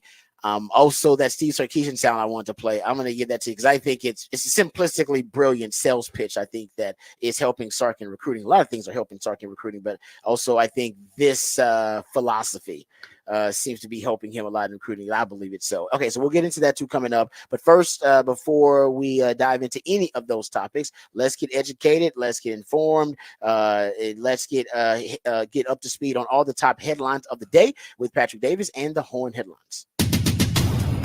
All right, your Horn headlines brought to you by Top Gun Rentals and Lawn Equipment. Texas softball got a 4-2 win over Stanford to start their run in the Women's College World Series yesterday. Caden Henry had 2 big hits for RBIs, and Tegan Cavan only allowed 1 hit in her completed 7 innings pitched. The Longhorns will now take on Florida in the winner's bracket on Saturday. Texas baseball will take on Louisiana in their first regional matchup today. Max Grubbs will get the start for Texas, hoping to get some help from the bats who have been strong for the Longhorns at the end of the season. In the NBA, the Mavericks took an early lead against the Timberwolves and never looked back, winning 124-103 and advancing to the NBA Finals. Luka Doncic and Kyrie Irving both had 36 points as the Mavs punched their ticket for the Finals for the first time since 2011. They will now get a week to rest and recover before facing the Celtics starting Thursday, June 6th. In Major League Baseball, the Astros salvaged a game in their series against the Mariners, winning 4-0 with Spencer Arrighetti only allowing 2 hits in his 6 innings of pitching. The Astros now head home to take on the Twins, while the Rangers will get ready to take on the Marlins with pregame beginning at 5:30 here on the Horn. That is your Horn headlines. All right, thank you, Patrick, for the Horn headlines. We'll get to some of those topics, actually, but we already talked about the NBA. Of course, Mavs headed to the NBA Finals. We got a while to talk about that because we got till next Thursday to break that down. All right, a couple of topics I want to hit here. I want to get into the GM rankings that came out. These come out every year where they rank the general managers in the NFL. I think it's pretty interesting. We'll dive into that. And we have Rod's Rant of the Day, which I'll get into the latest featured team for Hard Knocks. We'll talk about the history of Hard Knocks a little bit.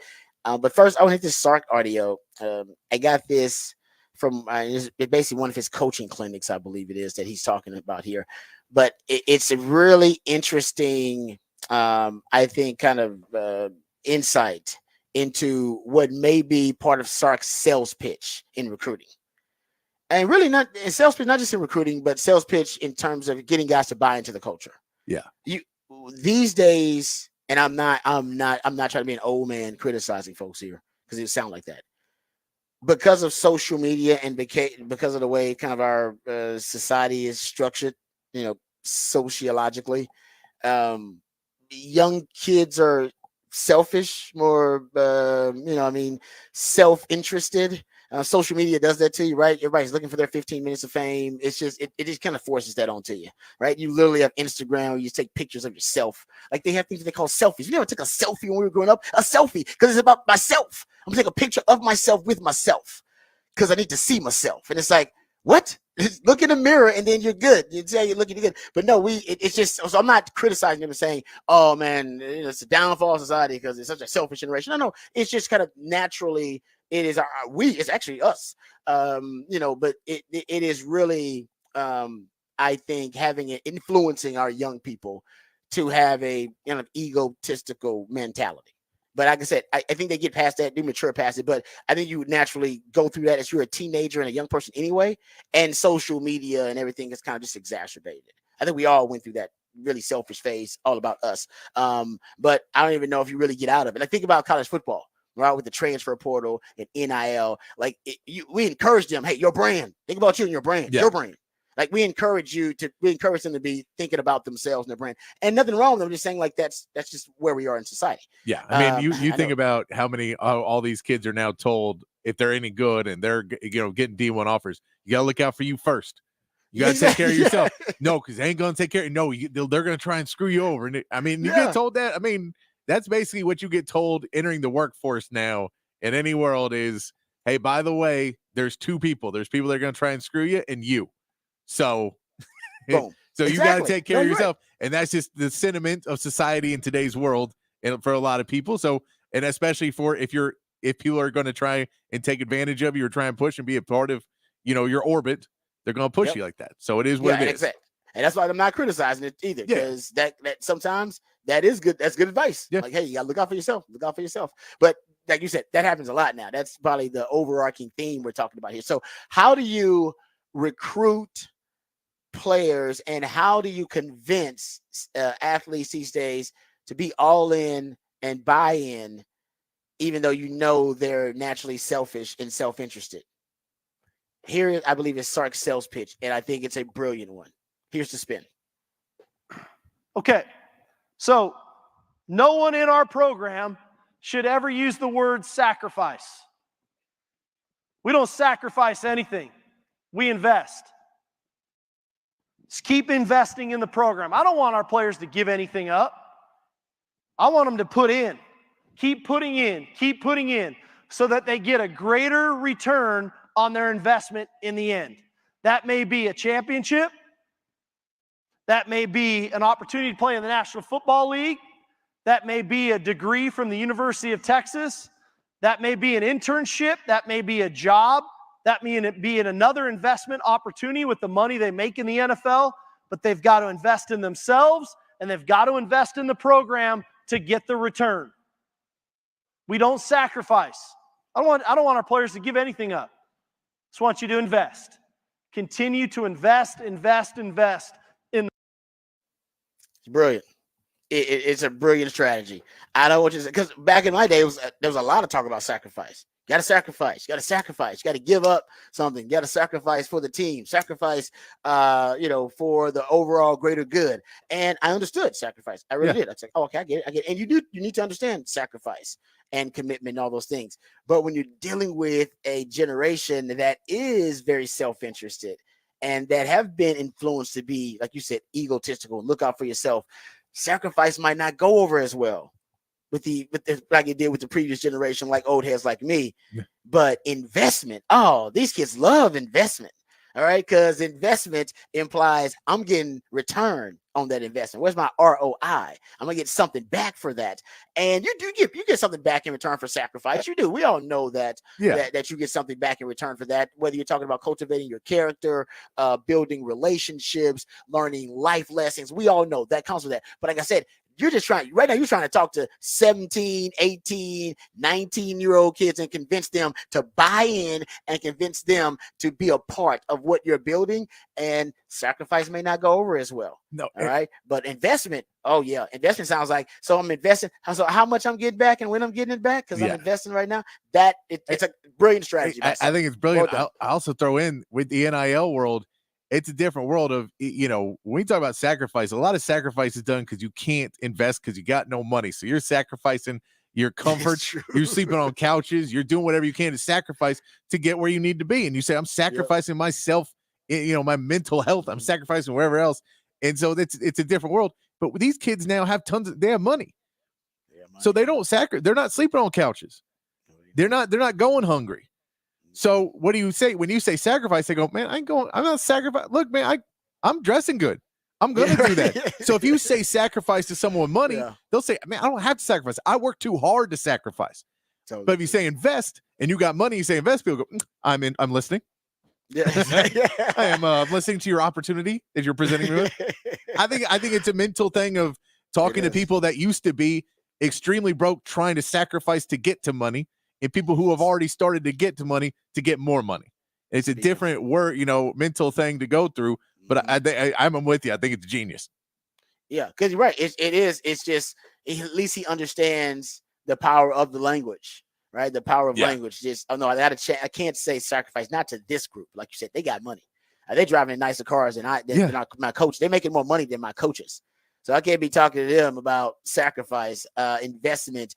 It's a much better way to look at it. And so like I said, that's not the only thing. Sark's got a lot of things working for him when it comes to recruiting, but some of it is his approach and his pitch. And he's doing a damn good job with it. I love that clip. Love that. And I'm using it. Investment over the sacrifice. Now, I ain't asking you to sacrifice because these days, not a lot of people are willing to do that. Much more willing to invest than sacrifice. Easier pitch for anything. Easy. I might say, if I was still single, I'd use that in dating. You know what I mean? I'm asking you to sacrifice, but I'm asking you to invest in me. All right. Hey, I love that. I'm asking you to invest in the bar tab tonight because I'm asking you to invest in this bill. I ain't asking you to sacrifice none of your money. I'm asking you to invest. It's brilliant. Brilliant. Good job there, sir. Good job on that. All right. Let's get to these GM rankings. I want these GM rankings here because they do these every year, and they're based on obviously the previous season's cycle and success that they had here. So here are it comes from NBC Sports, and it's I believe Roto World does it, but they do their GM rankings every year. And right now they have Brett Veach, and they did Andy Reid / Brett Veach because there are some coaches who have personnel power. So they gave him a slash in this case for the coaches, like Shanahan's in there too. Shanahan / John Lynch, because they have also some personnel say. Actually, I think Shanahan actually has the final say with them. So they got Andy Reid number 1 and Brett Veach and Andy Reid. And I agree with that, by the way. I've been saying on the show, Brett Veach is the best GM in the NFL. They got John Lynch and Shanahan number 2. Howie Roseman's at 3. I got to know. I don't disagree with that either. Howie Roseman, year after year, even whether the Eagles have a good year or a bad year, he shines in the offseason building that Eagles roster. And they reinvent themselves so much to basically extend the championship window. You know, guys know my 5-year rule. No head coach and quarterback combination duo have won their first Super Bowl outside of that 5-year window. So if you don't win in your first 5 years as a head coach and a quarterback together, the likelihood of you winning it ever together drops precipitously. And he understands that more than any. He understands the window more than any GM in the league. He gets it. He's a window guy. As soon as he gets close to that window, he fired Andy Reid. He's like, nah, man, you way past the window. We're moving on. Whether it be moving on from Carson Wentz, that guy gets it. And I love Howie Roseman, the way he builds that team. Let's get to number 4 on this list. Sean McVay / Les Snead with the Rams. Hard to argue with that too, because I mean, everybody thought this would be a rebuilding year for them. Rams still end up being a damn good team, and they're supposed to be rebuilding year after winning a Super Bowl, after going all in, F them picks. You know, Sean McVay's a hell of a coach. Matthew Stafford's still one of the better quarterbacks in the league. I think the holy trinity has got to be head coach, GM, and quarterback. You get those 3 right, Everything else can fall off for you. Look what happened to the Kansas City Chiefs. They got the Holy Trinity is right. Yeah. In terms of the GM, a head coach, and quarterback. Ownership can even be bad. The Kansas City Chiefs have some of the worst ownership in the league. Nope, it doesn't matter. Hey, ownership can be bad. As long as you got that Holy Trinity, you're good. And that's what the Rams got. They got that Holy Trinity. They do. And the Rams thing is they have it right now, but they have the question of because Matt Stafford is getting older. You're right. And so you don't know how much longer that's there. So I'm with it because Les Snead and Sean McVay were able to shorten the hangover. That Super Bowl hangover, they had it. They were going to run it all back. That was the whole thing, and everybody got hurt. And then you kind of felt like there was supposed to be the hangover, and they came back and drafted really well, got some good young players back into the system, and pulled themselves back into a playoff team. But the question is that reopening a window, or is it biding time until Stafford's gone, and then you got to figure it out? But they did it once before. So it makes you believe that Les Snead will try and figure out a way to pull the trigger again if it gets down to Stafford leaving and they need to find another QB. Yeah, and I think it'll be easier to bring in guys like via free agency. First of all, we know they're not afraid to make moves like that. Yeah. Right? Free agency or make big trades. But then you also think about Sean McVay being known as a quarterback whisperer. He's kind of a made man in the NFL, known as a prodigy. And then you, on top of that, you throw in LA.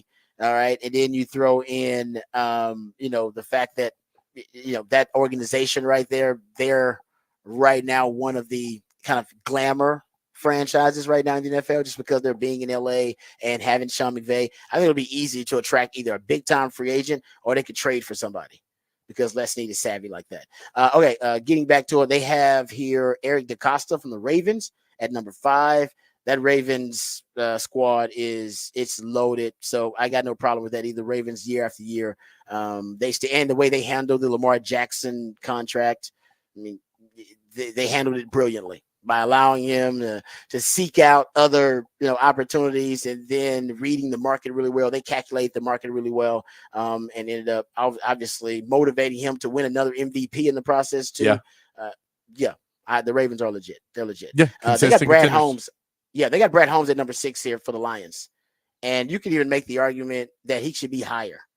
Almost 22% of Brad Holmes's draft picks have become Pro Bowlers. I think that number is like 21.7%, if I'm not mistaken. That is a really high number. That guy hits. And we talked about this yesterday. He's not drafting necessarily premium positions or anything like that.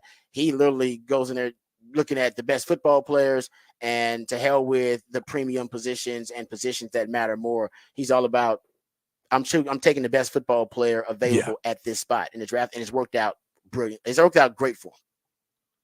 Yeah, really I agree. And I mean, again, to rejuvenate football in Detroit, where that had been such a problem for so long, and seems to be doing things in the right way, bringing guys in, hiring the right coaches as well, which I know is a big piece of it to get in, find the coaching staff to get you where you need to be. I put him pretty high on that list. Yeah, it's like a desert wasteland there of football in Detroit. Trust me, I used to be a part of it. All right, I'll just give you the top 10, and then we'll get to where the Cowboys and the Texans are before we go to break. We have Brandon Beane of the Bills at number 7. I'm not sure about that one. The Josh Allen thing, that's why he gets a lot of credit, but I'm not sure. Brian Gutekunst, the Packers GM, I think we should be ahead of him. I think he's done an amazing job considering the way he handled the Aaron Rodgers thing. Everybody thought he should have been fired for that. Turns out he was right. Everybody else was wrong. Then Jordan Love looks like he's the real deal. I would put Brian Gutekunst ahead of Brandon Beane of the Bills. I would too. I think it's, they're going off a record on that one, that they're consistently competitive. And he's done well, but yeah, I think I would have put the Packers ahead too because of just what he's been able to pull off.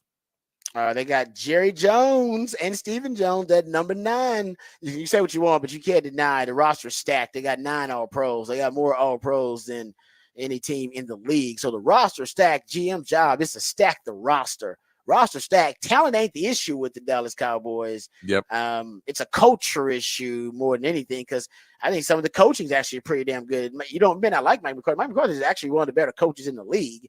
So I don't even know if Dan Quinn was a damn good coach. I don't know if coaching was your issue as much as his culture is your issue. So what you can say is Jerry Jones good general manager, bad owner? Yeah, that's true. But remember, if you get the Holy Trinity right, as we talked about, GM, head coach, and quarterback, it shouldn't matter. So you could argue right now, what's wrong with their Holy Trinity? Is it Dak? Is it Mike McCarthy? Or is it Jerry Jones? I feel like there's just fatal flaws in all of them, aren't there? I feel like you shouldn't be the owner and the GM. I feel like that's what's going on. Yes. I feel like you're Yes. conflicted. And I feel like that, because he's a great owner in terms of the value of the franchise, but maybe a bad owner that he cannot distance himself from the franchise and basically see, control, and delegate that to somebody else who's a football mind, Yeah. which he's done before and had success. Bill Parcells before him, and then Jimmy Johnson before that. So he knows how to do Yeah. it. No, I think if we would go with that, I think the problem is that the GM wants to be the leader of the franchise, and that's not in the Holy Trinity. That should never be the case.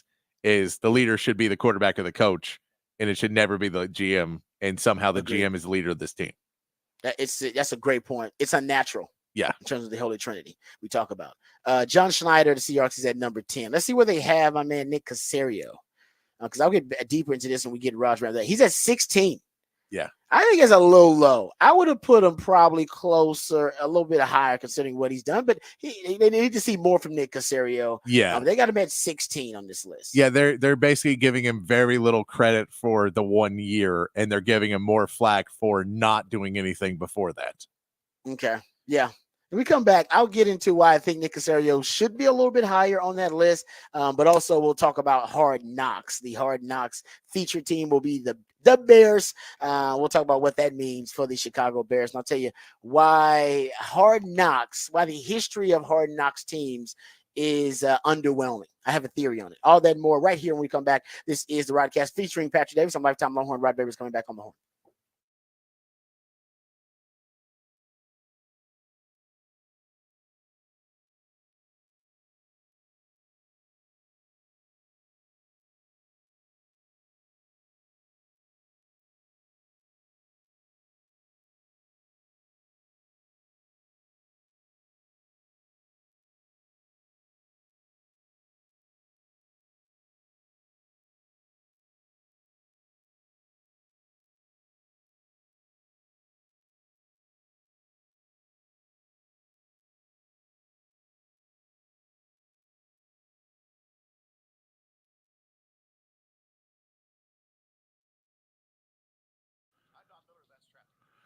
Hey, I want to say about our friends at Texan Windows. They're your new and replacement window experts in Central Texas. You can discover affordable windows and sliding glass doors. It is getting to summer where you're going to be in that backyard a little bit more. And if your sliding glass door isn't where it needs to be, hit up Texan Windows. Or maybe you're just looking to up your curb appeal. New colors. You change the color of your house. You change your interior design. You want to get some windows that look better with those. You got some windows that have some use that you never use, or you want some windows that are more usable. Texan Windows can help you with all of that, but it's not just about the looks.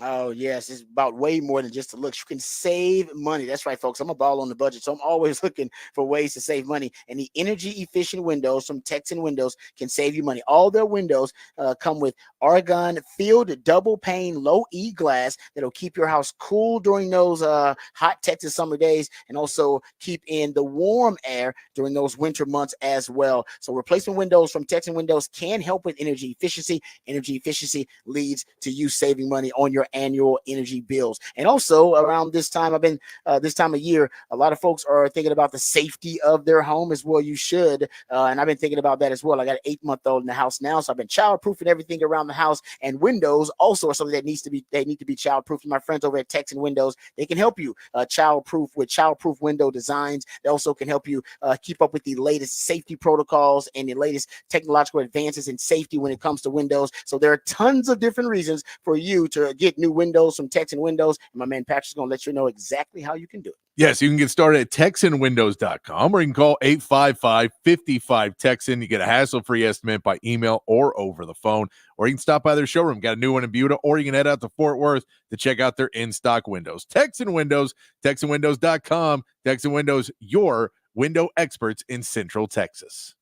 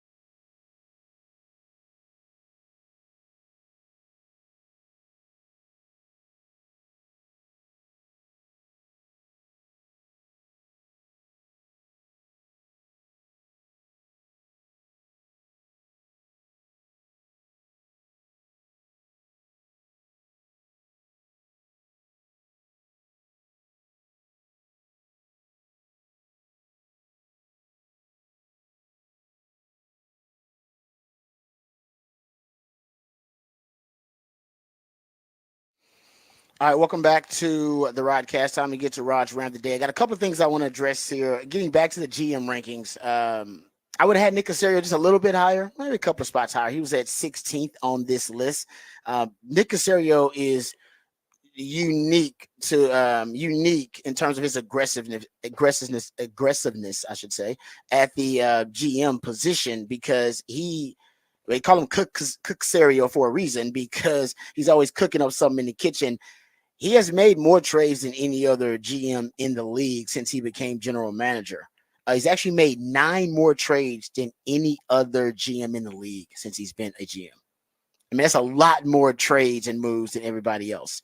And in addition to that, even in the draft, prior to this year's draft, remember, he traded 8 times 2 years ago.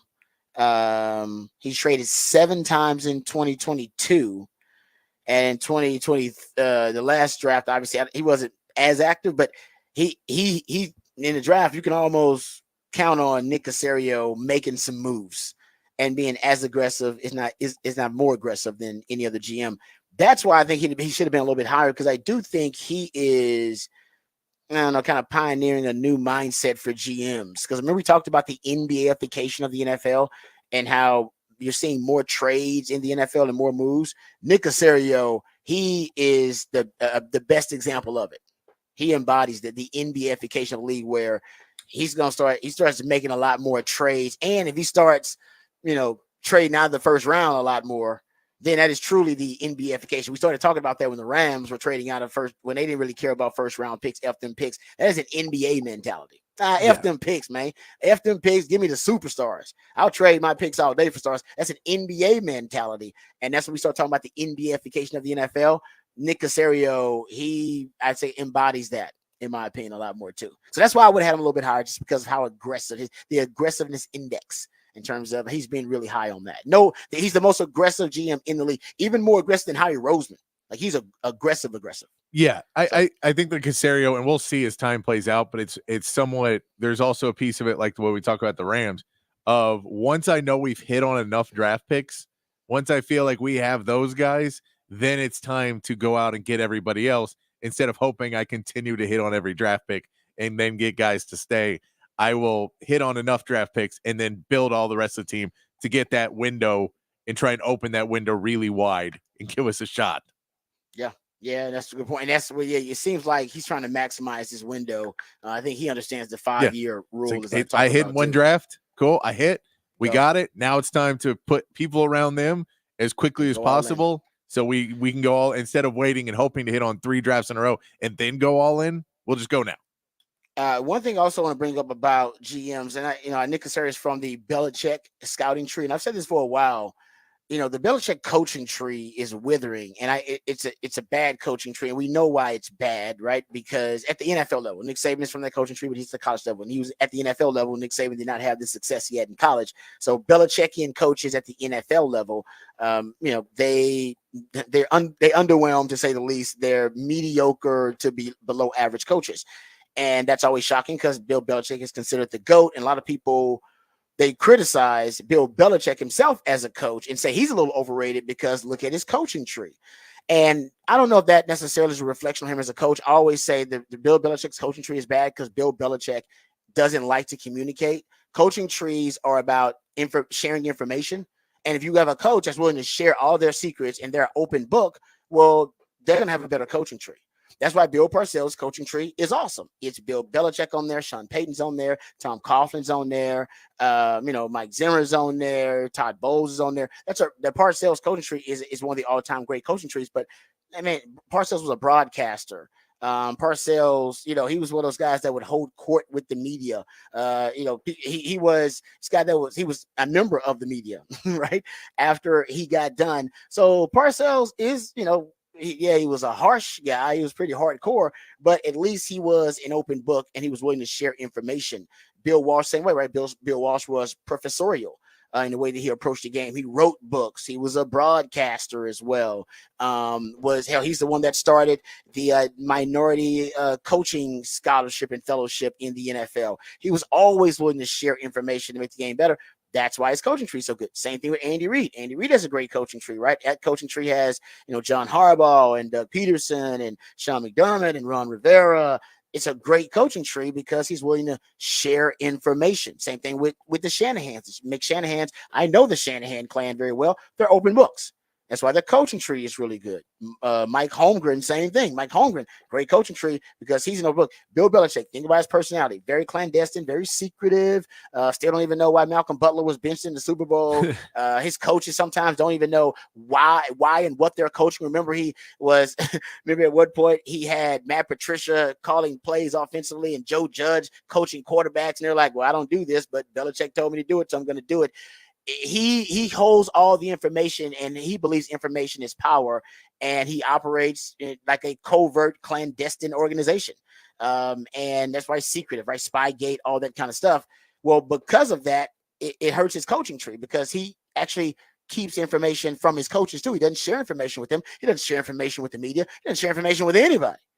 And I think that has hurt his coaching tree, but it hasn't hurt his scouting tree. So my take is that he's probably sharing way more information with the execs in his front office and his scouts about talent evaluation, giving all of his secrets up about talent evaluation, but not giving his secrets up about his schematic and tactical and strategic adjustments on the field, because he thinks that may come back to haunt him because he loses a lot of his coaches. His coaches get plucked by other teams, and then they find out all of his secrets and all what inevitably is his secret sauce. He's worried about that getting to other teams and ultimately losing his advantage. But he never thought about losing the scouting advantage because he lost all of these great scouts. There are 11 front office executives right now in the NFL that are from the Belichick scouting tree. 4 GMs right now. Nick Caserio being one of them. Monty Olsenfort being another. Adam Peters being another. Jason Licht being another one. His scouting tree is thriving because I think he gave all the secrets up in scouting because he thought this will never come back to haunt me, which is scouting. It's talent evaluation. How can that come back to haunt me? What I can't give up is strategy, scheme, tactics on the field, because that will come back to haunt me when teams poach my coaches and then they are using all of my secrets against me. Well, turns out his coaching tree is bad, whether that theory is right or not. But my point is his scouting tree, fantastic. It's one of the best scouting trees in NFL history.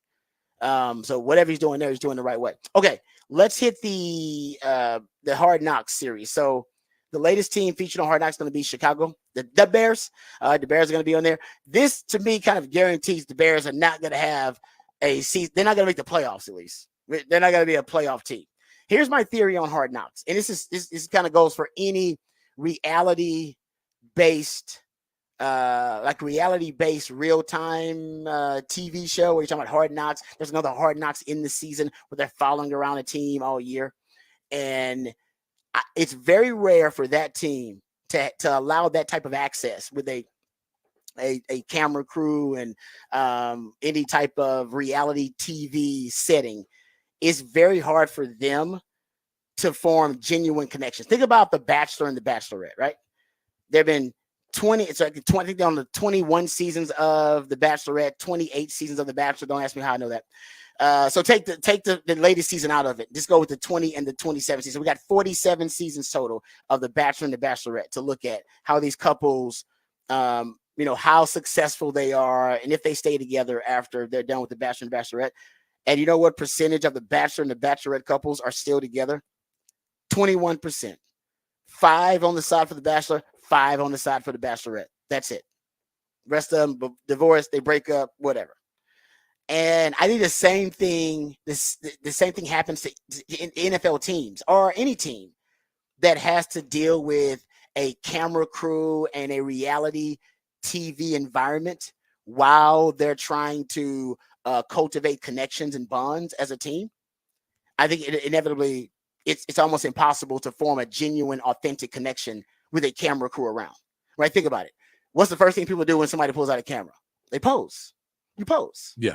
You smile, you pose, you project an image that may not be the reality that you're living in right now, but you pose. Instagram, everybody's living good. Nobody's life sucks on Instagram, but hey, life is hard, life is tough. But when there's a camera out, we project an image. And it's hard to form authentic, genuine bonds and connections with cameras consistently around because everybody's faking it. Hey, camera, what's up? Hey, camera right there. Yeah, I gotta be somebody else. I gotta be this persona because the camera's there.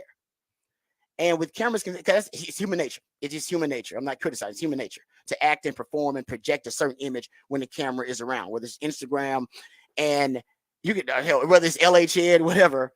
And you can argue in order to form and to cultivate a constructive, positive culture, whether it be in a relationship or whether it be with a team, you have to have authentic, genuine connections. It's vital. It's necessary. So you can overcome trials and tribulations and persevere when the fit hits the fan as a team or as a team in a relationship as a team. And that's why all of these people that meet on The Bachelor, The Bachelorette, they're doomed to fail because they're on some there's some island paradise when they meet. They're drinking alcohol. They basically meet on vacation.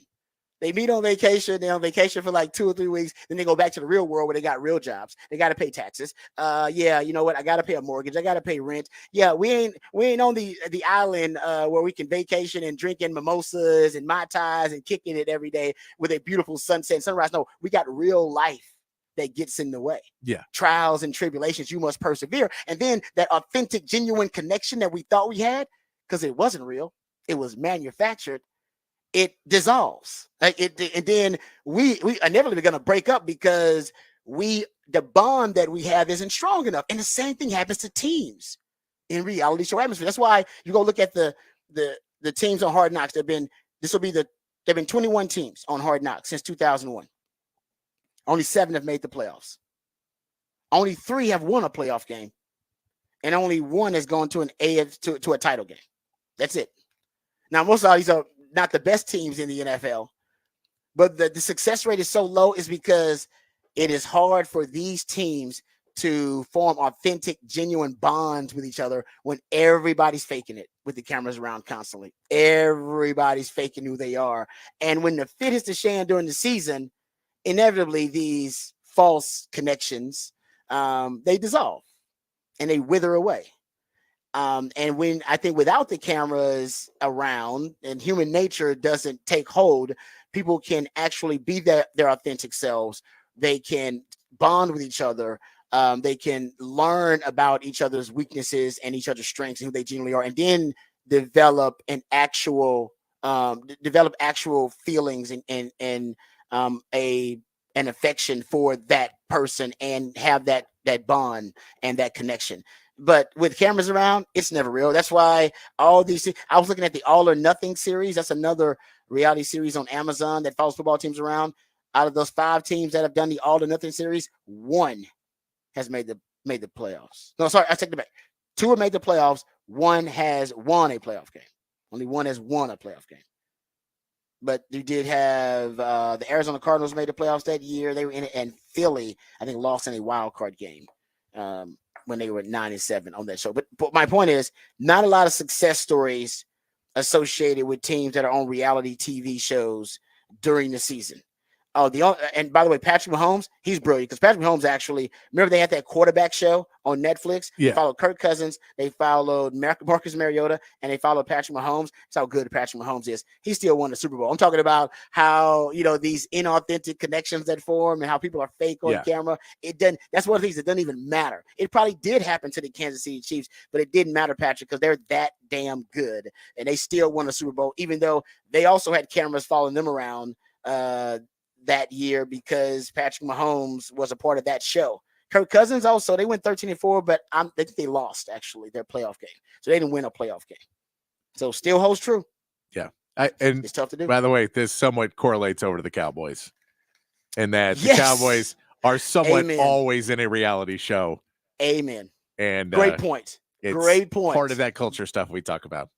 Amen to that. That is a great way to end it. And some would even say LHN and the Longhorn athletic department, when you had cameras and stuff around, you won't have them around anymore, didn't help Texas either. Yeah, some would say. Some would say. Just saying. You want a genuine culture. Now they got a genuine culture of soccer around there. But less of the TV cameras around too. All right, we come back. We'll have what the facts, what the stats on the other side. And then we'll wrap this hour up right here on the Rodcast featuring Patrick Davis. I'm lifetime Longhorn Rod Babers coming back on the horn.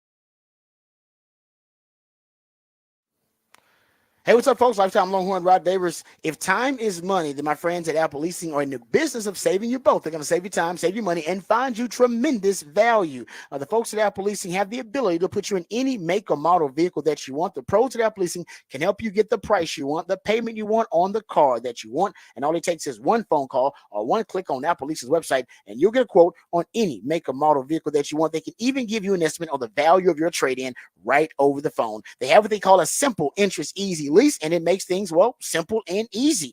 We all know that inflation has affected every part of our life, and it's never been more expensive to buy a new car, buy a used car, buy anything for that matter. And that's why leasing makes more sense than ever. You're only paying for the part of the car you're actually using. So call Apple Leasing today, 512-346-9977. Let them see how much money they can save you. They get all the same discounts and all the same incentives that the dealers do, except my friends at Apple Leasing, they'd rather pass those savings on to you, the customer. So give them a call, 512-346-9977, or visit appleleasing.com. That's appleleasing.com.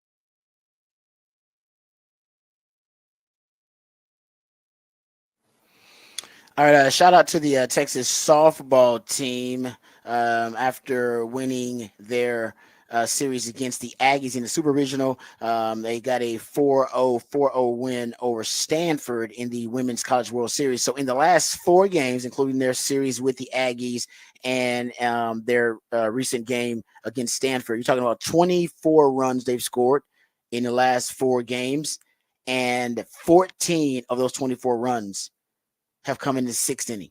Yeah, that 6th inning has been crazy for them.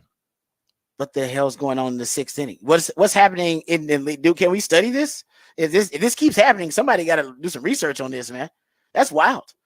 24 runs they've scored in the last 4 games, and 14 of them have come in the 6th inning. Yeah, because as I was watching it yesterday, they were like, well, they've got 12 in the 6th inning.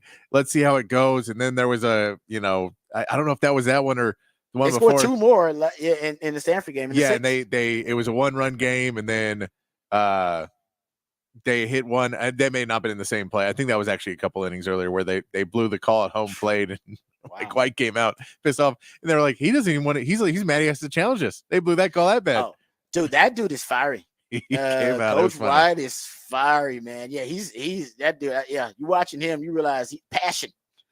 He coaches with a ton of passion. Okay, so there you go. So congrats to the ladies and good luck to the ladies. Moving on, they'll be facing Florida, I believe, in the winners bracket there. Also, since we're talking about stats, Luka, after a loss in the playoffs, how about this? He's 12-6 now after a loss in the playoffs, and he's averaging over 34 points per game on 49% field goal percentage and 40% from 3-point range after a loss in the playoffs. So that's good.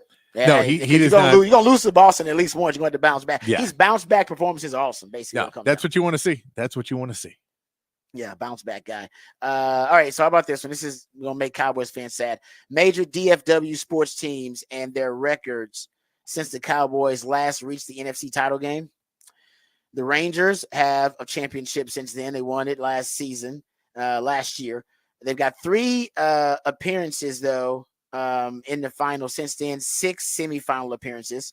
The Mavericks, they got their title and they're going back to the final. So now 3 finals appearances since the Cowboys last reached the NFC title game for the Mavs, 5 semifinal appearances. And the Dallas Stars got 1 title. That was in 99, but they're trying to get back there to compete for another one. 3 finals appearances, could be a 4th since the Cowboys last reached the NFC title game, and 7 semifinals. Cowboys, come on, man. Come on, you man. Do your part. You got to do your part because right now Dallas sports is thriving. And I guess they are thriving during the regular season, but not during the postseason like the rest of them. All right. We come back. We'll get back to some NBA discussion on the other side. Also dive back into the topic for the Big Fat Poll today, which is NBA related. All that and more when we come back. This is the Rodcast featuring Patrick Davis. I'm Lifetime Longhorn. Rod Babers coming back on the horn.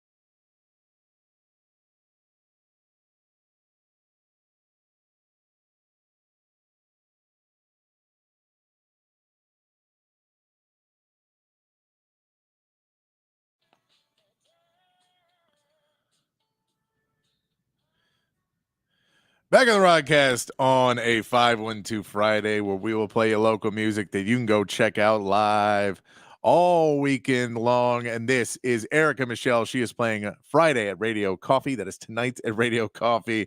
If you want to go check out some Erica Michelle, really talented singer, songwriter Erica Michelle there. We're going to get into some great stories here. Rod had to take off, had a last minute emergency to take off, but joining me for the second couple hours of the show, wrapping things up for us on a Friday, Ty Henderson coming in, playing a pinch hitter for us here in the 8 and 9 o'clock hour.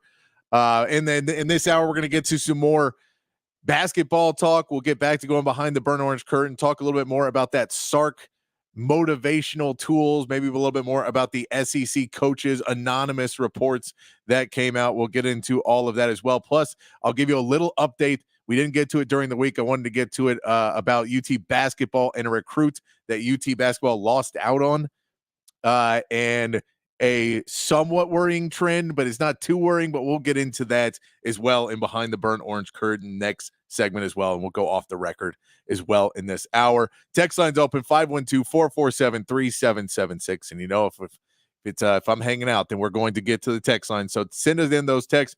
Big fat poll of the day today. We will get into it in just a minute about the finals being set in the NBA, but the poll is pretty simple today. The big fat poll of the day is who will win the NBA finals.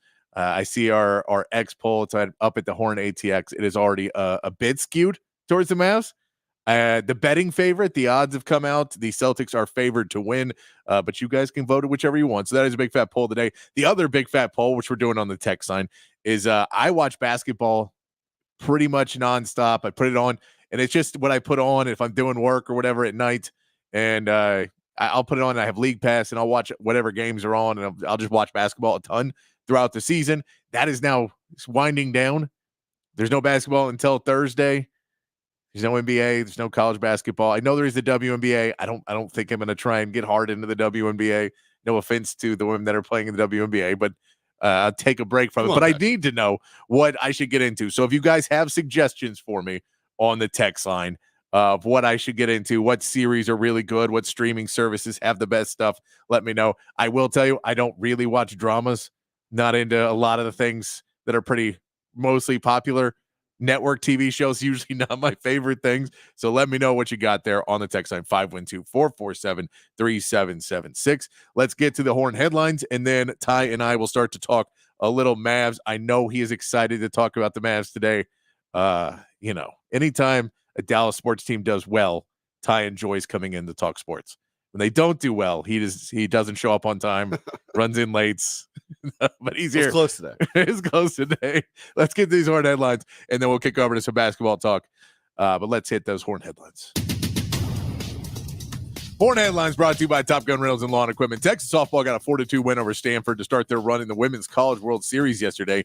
Caden Henry had 2 big hits for RBIs, and Tegan Cavan only allowed 1 hit in her complete 7 innings pitched. Longhorns will now take on Florida in the winners bracket on Saturday. Texas baseball will take on Louisiana in their first regional matchup today. Max Grubbs will get the start for Texas, hoping to get some help from the Bats, who have been strong for the Longhorns at the end of the season. In the NBA, the Mavericks took an early lead against the Timberwolves and never looked back, winning 124-103 and advancing to the NBA Finals. Luka Doncic and Kyrie Irving both had 36 points as the Mavs punched their ticket to the finals for the first time since 2011. They will now get a week to rest and recover before facing the Celtics starting Thursday, June 6th. In Major League Baseball, the Astros salvaged a game in their series against the Mariners, winning 4-0 with Spencer Arrighetti only allowing 2 hits in his 6 innings of pitching. The Astros now head home to take on the Twins, while the Rangers will get ready to take on the Marlins, with pregame beginning at 5:30 here on the Horn. That is your Horn headlines.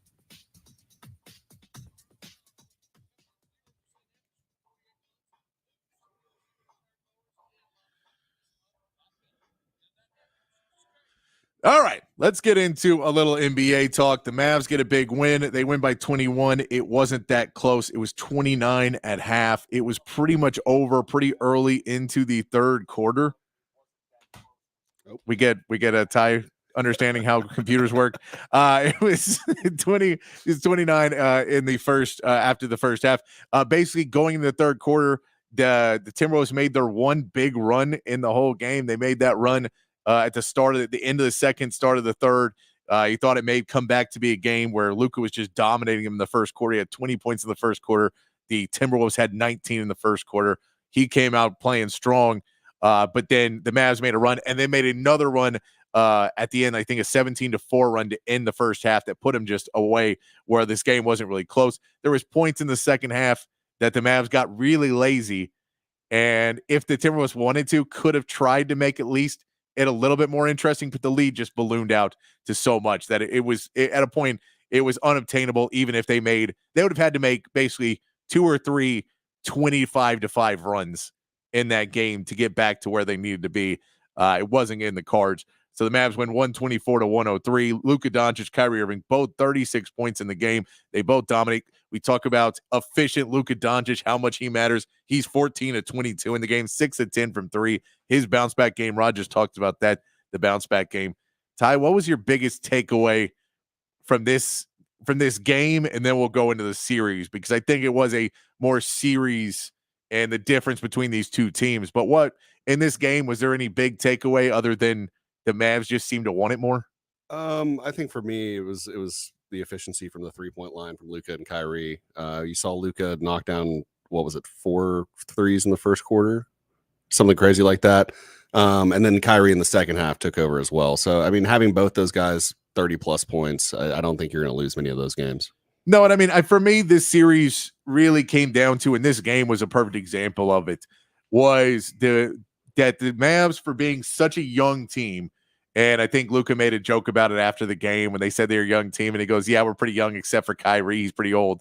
That this is a really young team, but the maturity level of the team, especially from their superstars, when you talk about Luka Doncic, who is 25 years old but has been playing pro basketball since he was 13. So he's got 12 years experience of expectations, 12 years experience of people putting their money behind you and expecting you to win games. And he's been winning championships since he was 13. Yeah, exactly. Yeah. He's been playing at a high level and winning since he was 13. He saw a couple years ago what happens when you start to get into when you're not fully prepared and how much pressure can come on in the Western Conference Finals. And when you start to get to those points, he saw that a couple years ago.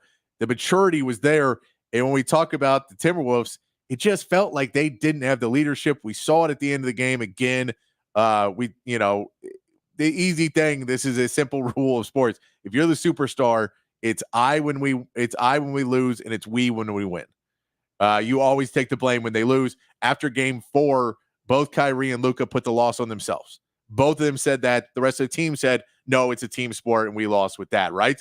But the problem was, we saw again in the post game, Anthony Edwards said, we never meshed as a team in this series. We never played well in this series. Karl Towns said, we. And then here's a funny clip that we played earlier this year. I had to re-censor it because I did not have it saved censored. But there's a funny clip we played after they beat the Nuggets. And this was what the whole problem was, is that the Timberwolves, when they beat the Nuggets, it felt like they were done and they had accomplished their goal. It was time, crown them. We don't have to play to any other team. We are now the team to beat. We beat the best team in basketball. We have to beat us now to get there. And didn't realize that you still have to match up with teams. You still have to watch film. I talked about it after game 1. The thing that stood out to me the most after game 1 in the press conferences is they said they didn't realize they were going to lob the ball to their centers. Said, we didn't know they were going to do it. You didn't watch game film? For the Western Conference Finals, you weren't immediately on that plane going, I want to know everything about Dallas. I want to know them. You thought you could just walk out and play your style of basketball, and it was going to be fine. You didn't think you had to change up your defense. You didn't think you had to do any of that. And that's where the maturity level was. And this is the clip that we were laughing about after the Denver series. And now looking back on it, it did not age well. But this is Anthony Edwards and Karl Anthony Towns asked a pretty poignant question now, and their response. This is for either one of you guys. And usually in NBA history, it says you have to lose and lose big before you win.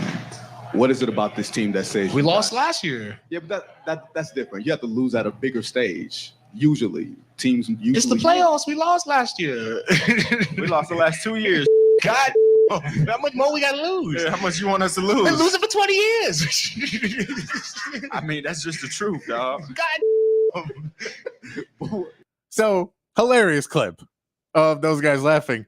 not as funny now when you realize they thought they were like, how much do we have to lose? They're like, again, you have to lose again because you did not learn your lesson that there's always going to be another beast you have to face.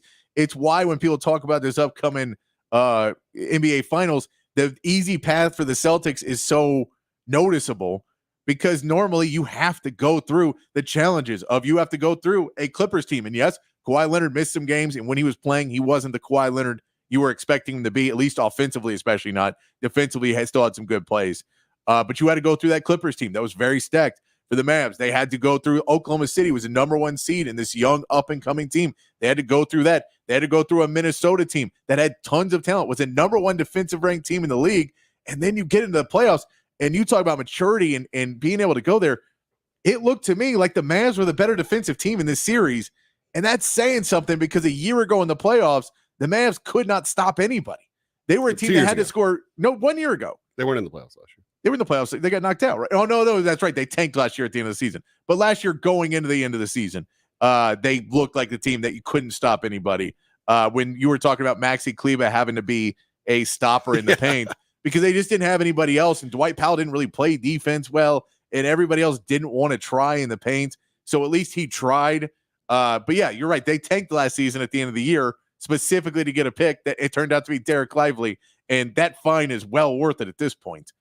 And you talk about like going in the playoffs with some maturity. Derek Lively's 20 years old, and he's what has the best plus minus in all the playoffs right now? Of any player, Derek Lively, best plus minus. And you saw that in Game 4 when he was out. And last night, I mean, he had a few blocks. Didn't really have the numbers he's had the rest of the playoffs, but the intensity from him and Gafford has turned this team around defensively. Especially, I mean, they were the number 1 rated defensive team in the last 25 games of the year. Yes. Yeah. I mean, the defensive presence stepped up huge in that.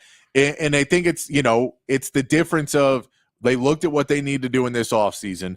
They get Kyrie Irving to understand his role. I think the reality of a lot of people gave it grief, and I'll say I probably did. I don't remember, but I probably gave it grief at the time that it happened when they paid Kyrie Irving, and they paid him like a superstar with no real hesitation. And they didn't give him a max contract, but they paid him very well in the offseason. And there was a whole talk of, after, you make the trade for him, and then what are you going to pay him? And you kind of have to pay him because you made the trade for him. But, what is the market for him even?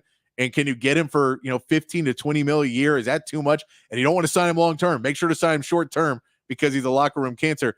And they said none of that. They said, we believe in you. Here's the money. Here's the contract. We want you to be part of this. We think you're the missing piece. And he responded to that with putting together a great season, a really good playoffs, and a leadership that you didn't expect a guy like him to have.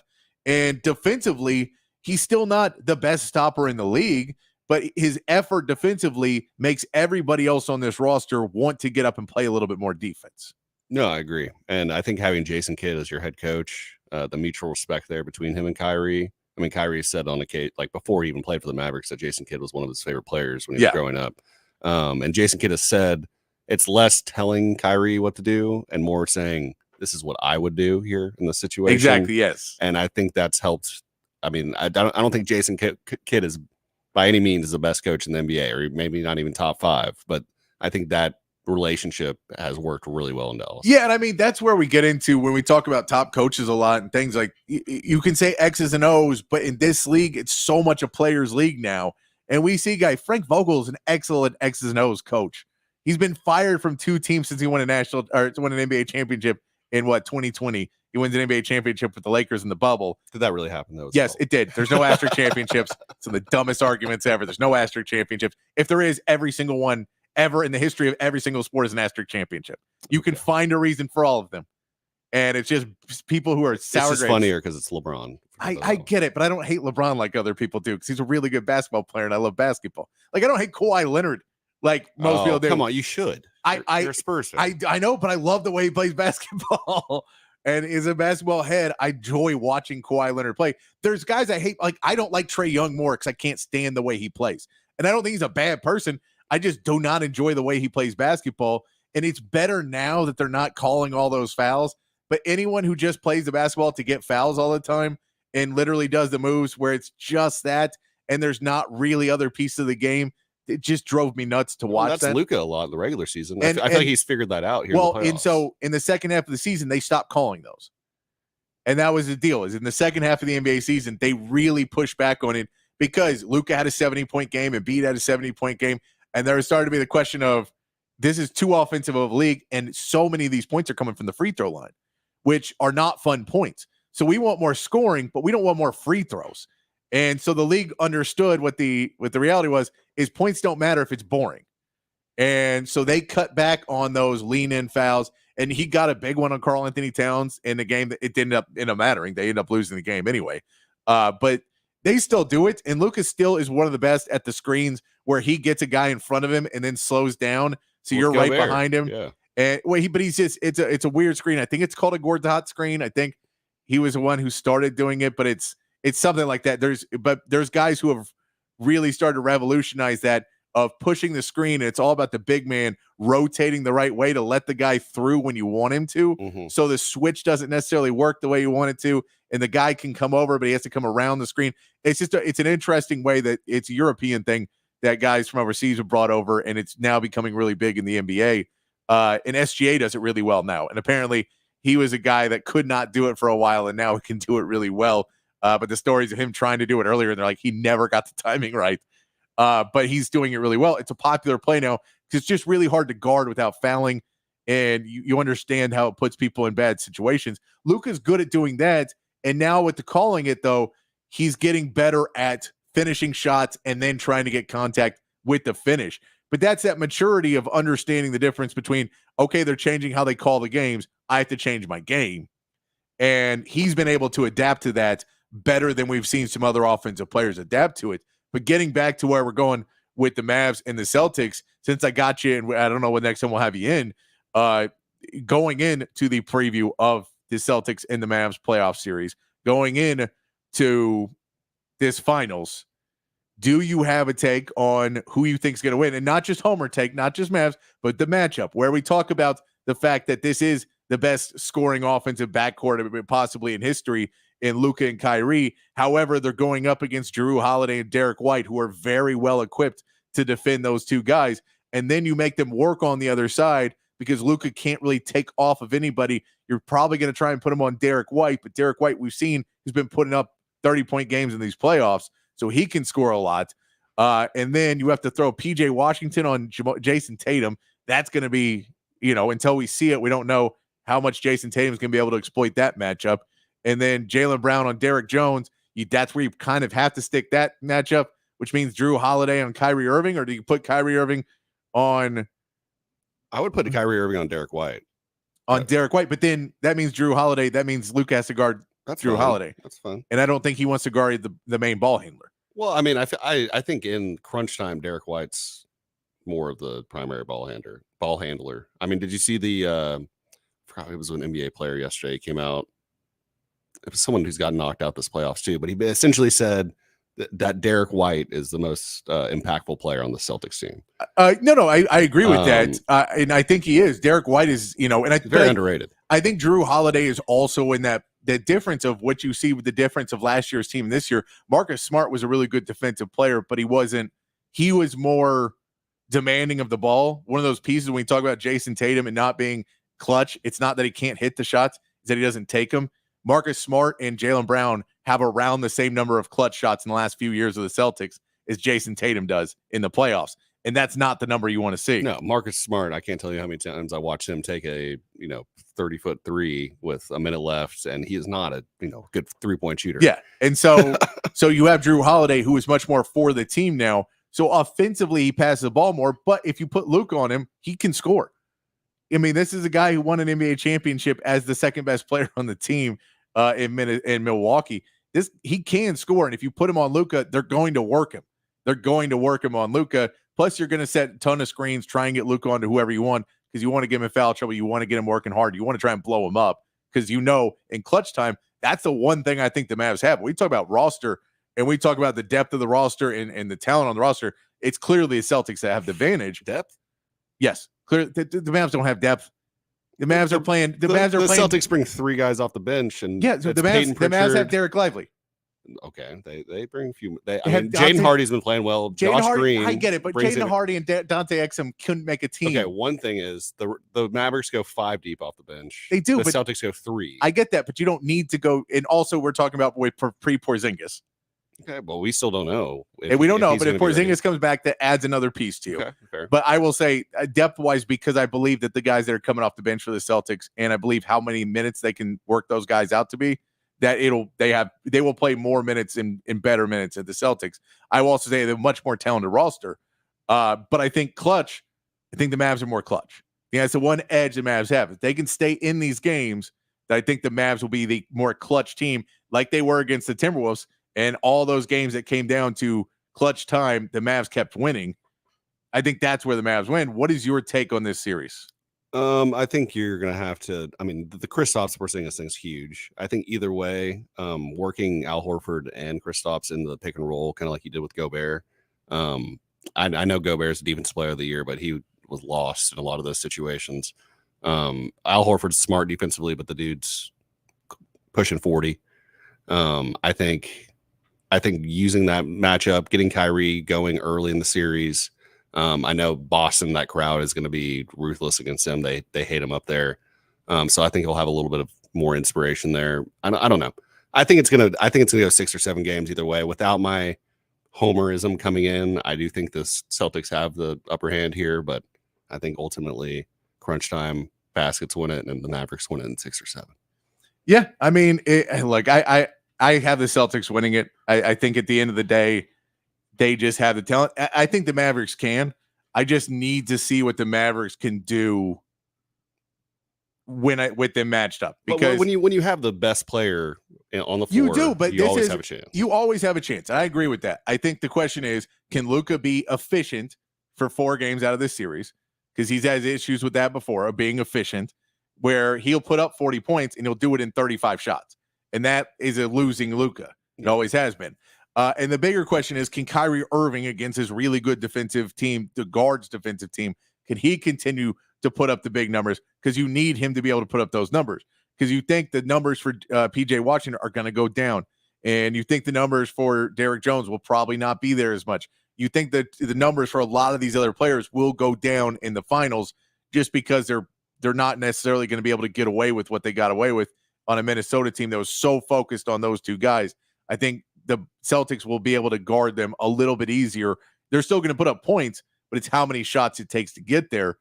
And then it goes into, can they figure out, do they have the game plan, which they now have a week to figure out, the game plan of how you're going to try and stop the back cuts from Gafford and Lively to get the ball back without a big man really in there, because Cornette's your only big man. He's not necessarily a defensive stopper in the paint. So how is Al Horford or Kristaps Porzingis going to stop them from coming in?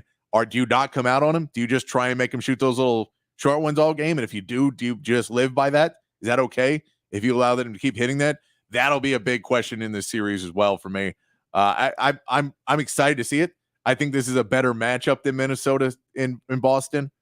I think Minnesota and Boston was going to be, I just don't know if they had the pieces where Minnesota would settle for a lot more things. Minnesota's looked tired too. And do you think the team likes Rudy Gobert, like the Minnesota Timberwolves? Do you think? I don't think anybody in the NBA. I don't think anybody in the NBA. I don't think anyone in the Timberwolves likes anybody on the Timberwolves. I don't think Anthony Edwards and Karl Anthony Towns are necessarily friends outside. I don't think Anthony Edwards likes that team. But I don't know if Anthony Edwards likes anybody when he's losing. I think he likes everybody when he's winning, and he doesn't like anybody when he's losing, which I get. But he walked off the court last night. He didn't dap anybody up. He's just young.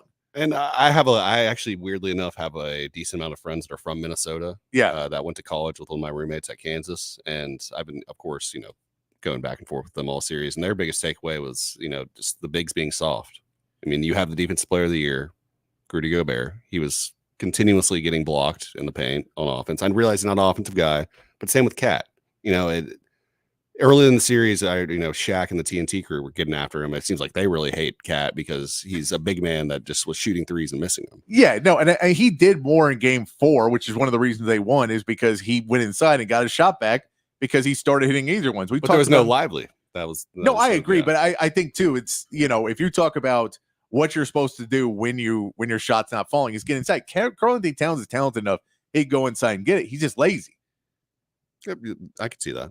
And that's the thing is he didn't want it. It's an easier shot. If they're giving you a 3, if you have the 3, then why don't you take it? But if you're going to sit in the corner and wait for a 3 and you're supposed to be the second best player on the team, that's not smart basketball. You have to be able to go out there. When Anthony Edwards starts struggling, you have to be able to go in and score. It just seemed as if they thought they could do that. Once they beat Denver, they could play whatever their style of basketball was and not worry about playing matchups anymore. And you can't do that in the playoffs. Doesn't matter how good you are. You always have to be prepared and play anybody. And they just felt like this team was built to beat Denver. They beat Denver. They accomplished that goal. And that was as far as they had thought. And they'd figure it out from there. But they didn't really make adjustments. They never really change what they were doing offensively or defensively. Mike Conley didn't look like the same player he looked like against. Everything about that team was built to beat Denver. And then they had no solutions. And it didn't feel like anybody was trying to find them. Versus the Mavs, every time they've had problems in this playoffs, they've tried to find another solution. They've tried to find the next move. Yeah, so, going back to the Boston series, how do you think Boston guards the pick and roll? Same way Minnesota did?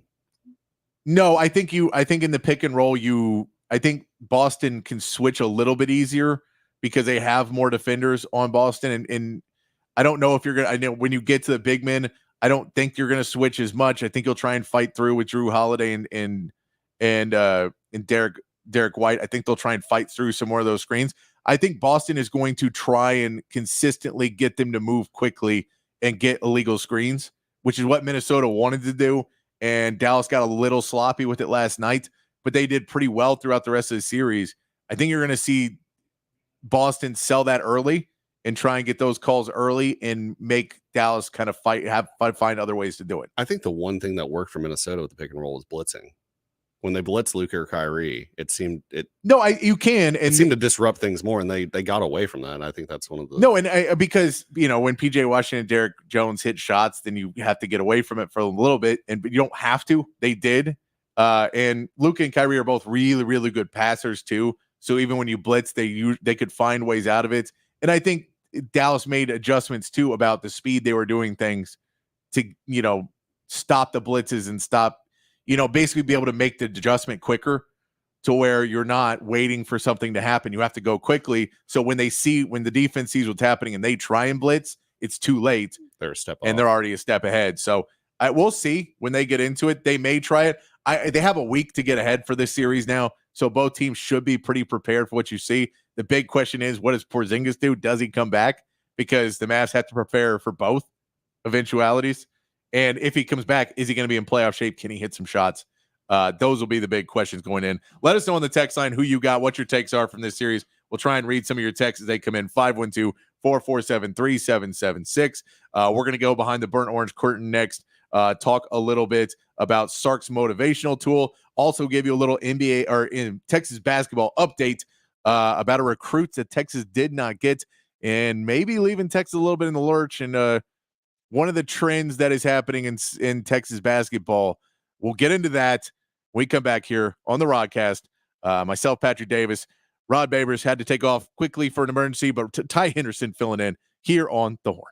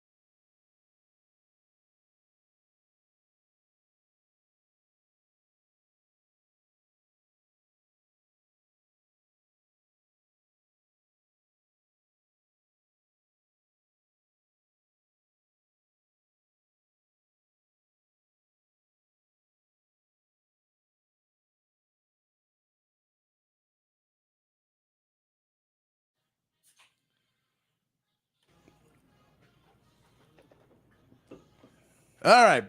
Welcome back to the Rodcast. Want to get into a little Longhorn talk here behind the burnt orange curtain. We played this for you a little bit earlier, but I want to play it for you again. Then we'll get into a little bit of UT basketball talk because a story happened this week that I think went kind of under the radar because it wasn't a great look for Texas, and it wasn't, it's not prime recruiting season, but there was a little story. So we'll get to that in a minute, but I do want to cover this real quick. First, we played it for you earlier, but I think it is a great look for Sark, and it is a great new motivational technique that Sark is using to get these young players. It is a different era for players. It's a different era of with NIL. It's a different era of with social media, with how much these kids are getting hit up and Instagram followers, and then people are telling them they have to up their Instagram followers so you can get a better NIL package. And then people on Instagram are sending them that they want to be part of their their group of friends, and then people are seeing these guys come into college and they want to be part of it because if you're going to college, most college kids do not have a ton of money. I know at UT that's probably a little different, but a lot of college kids do not have a lot of money. And if you're hanging out with one of the football players who is making $50,000 a year and not paying tuition, then maybe you could hang out with him and he'll buy some of the food or drinks or whatever else you're getting into. Hopefully, non-alcoholic beverages. You get some juice boxes and that from the offensive linemen.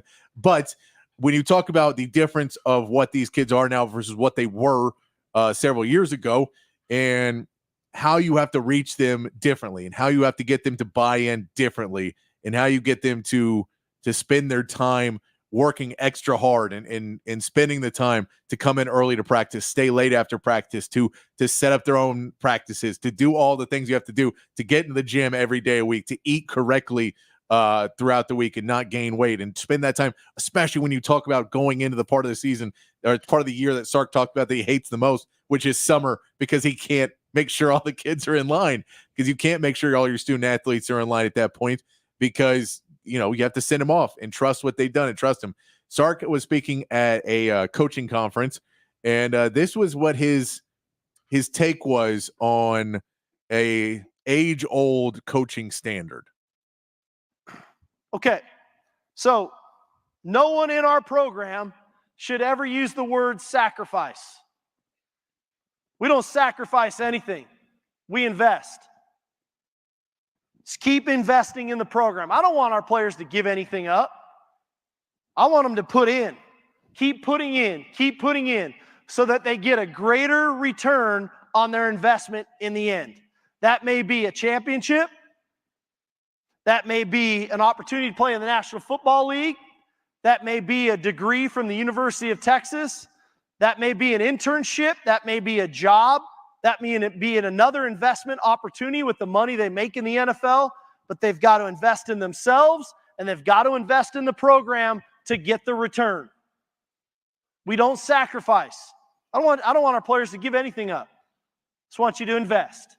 Continue to invest in the Invest, not sacrifice, invest. And it's a genius thought, because if you think about how people are reacting now, how people are presenting themselves in social media, how people are presenting the life that they want to live, how people are thinking about how they can improve their lives, sacrifice is somewhat of an age-old, is an outdated method.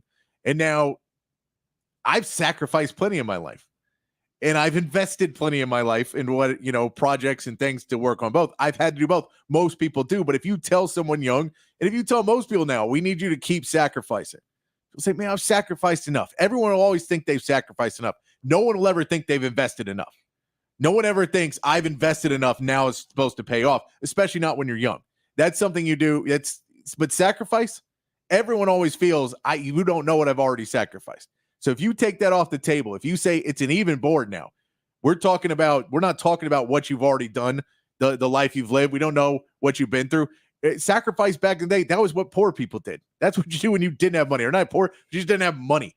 Sacrifices, hey man, I'm going to sleep on the couch so I can go get this job done. Sacrifices, I'm going to ride a bike to work or ride the bus to work because I can't afford the car right now, but I got to get to work so I can prove I can do it. Sacrifices is taking the job and working a second job so you can make sure to put a down payment on something. That's the sacrifice you had to make. Investing is what you do when you got money.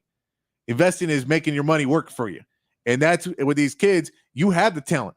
You've got the ability. You've got everything. So you don't need to sacrifice. You don't need to give up your Lamborghini. You don't need to give up your penthouse. You don't need to give up your gold chain. You don't need to give up any of that.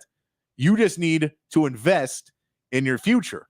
Now, that's what you're trying to figure out is where the best investment are. I think it's a genius play by Sark because this is a different audience that you've been talking to. And the guys who are saying, man, I sacrificed so you need to. No. I don't care what you did. You lived in a different era. It's a different age. The country, it's a different age of everything, especially a different age of college athletics. We can get into the transfer portal. We'll talk about that some in the 9 o'clock hour. We'll mention the new rules on the transfer portal. But it's a new age, and it's genius to me to push this out as we're here to invest, not to sacrifice, to invest. You guys got the money. You guys got the talent. You're 5 stars. You guys are everything's given. You have every ability to invest and get yourself better. Sacrifice is what you got to do. If you're a 2-star, you got to sacrifice to get there. It's just a different world, and I love it. No, I love that messaging.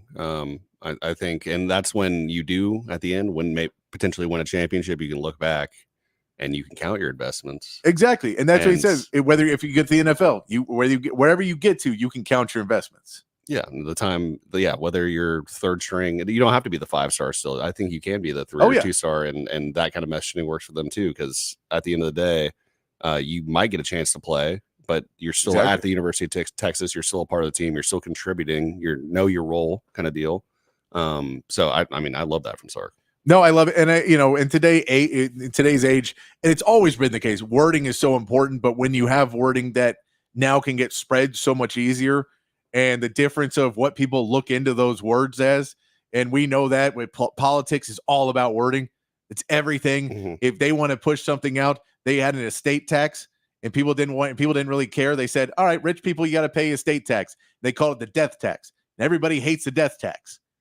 So the same thing was favorable when it was called the estate tax. They changed the name the death tax, and now people hate it. Yeah, I mean, you could call an investment like that is a sacrifice. It is exactly. So it's all about wording, and it's politics are the best at that. They change the way certain things are phrased to make you feel the way they want you to feel about it. And so when you see what Sark is trying to do that and understanding, I'm working with these kids now, and when I say sacrifice, I see their eyes not light up. I see them. They're not investing in what I'm saying. Do you think he's talking about investing in the team or investing in both? Personally, I think both. Okay, and so I think it's all encompassing because the same difference you sacrifice for yourself, you sacrifice for your team. It's the same concept. You're just taking similar concepts and changing the wording to get somebody more excited about it. I think it's genius. Let me get to another piece of news real quick. If you didn't see, there was a recruit that Texas was looking at over in Texas basketball.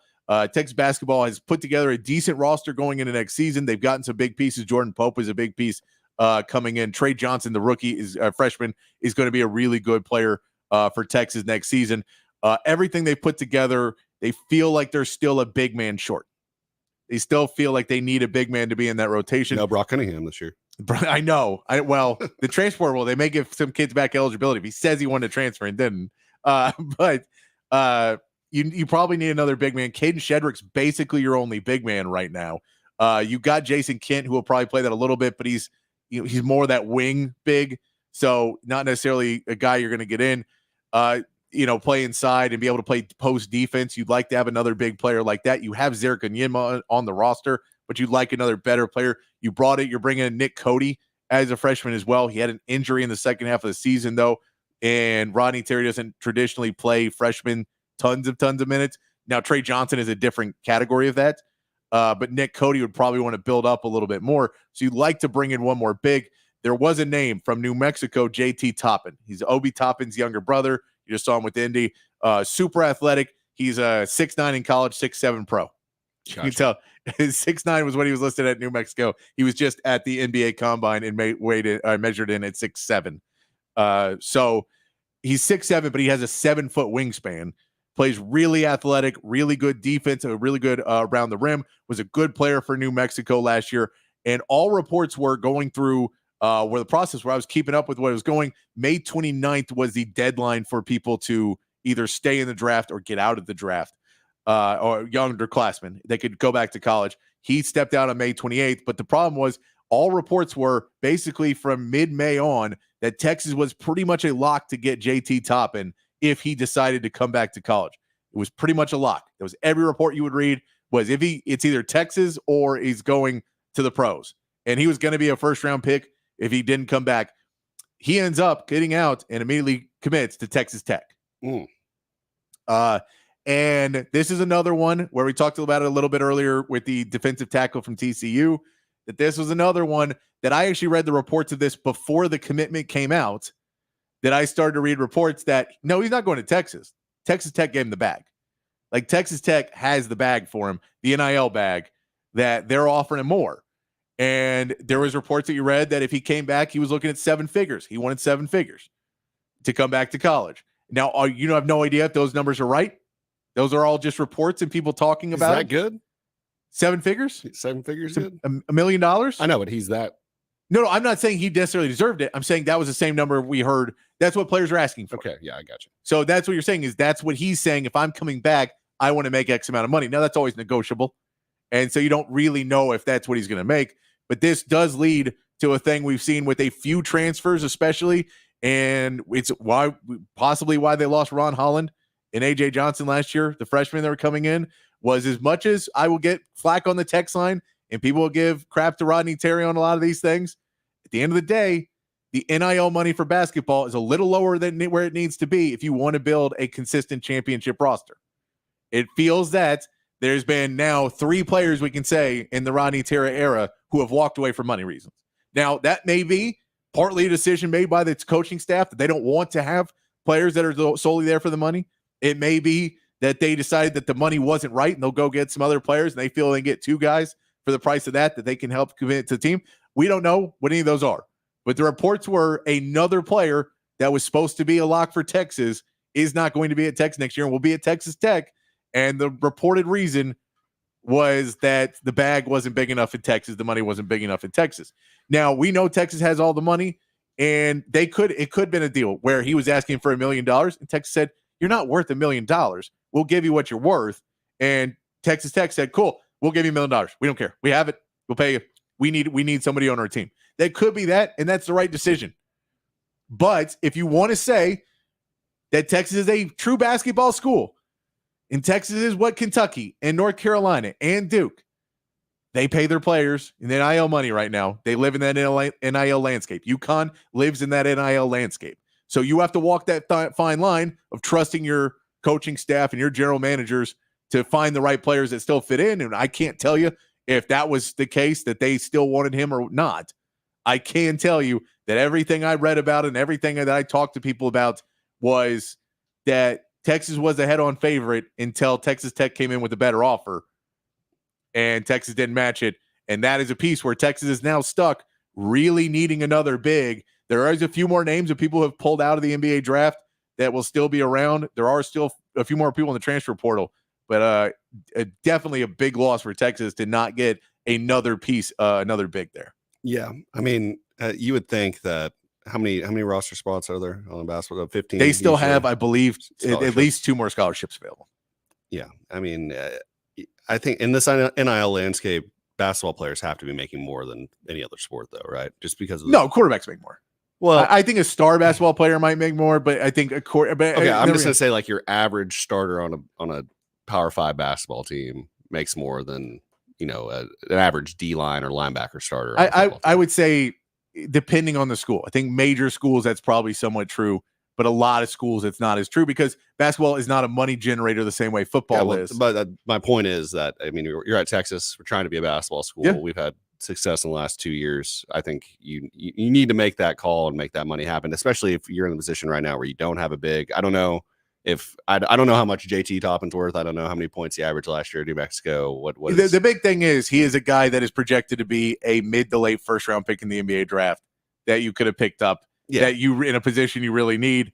That was the report. I do not know what the money was, and it could have been more. It could have been that Texas offered 7 and they offered a high 7 or a bigger 7. I don't know what any of those pieces are because none of that stuff is in any of the reports. But I do know that was a case again of Texas basketball not necessarily having the bag that they needed to have because we know that was part with Ron Holland, and part of Ron Holland too is he didn't want to go to school. He wanted to go play in the G League. AJ Johnson wanted to go make money immediately, and they said the offers weren't good enough, and they may not have been playing a ton for the Longhorns either. So Texas is still going to be good next year. Trey Johnson's going to be good. Going to the SEC is going to help you out a little bit. But a piece there that is an interesting piece to watch for if you're watching Texas basketball, because everyone kind of had that as the last big piece you were getting, and now they don't know, but you need another piece if you're Texas basketball. I'll keep up with it. And when I hear things and I see things, I'll let you know. But we're going to take a break. We're going to come back and go off the record here on the Rodcast. Rob Avery stepping out for the last couple hours. Ty Henderson in with Patrick Davis here on the Horn.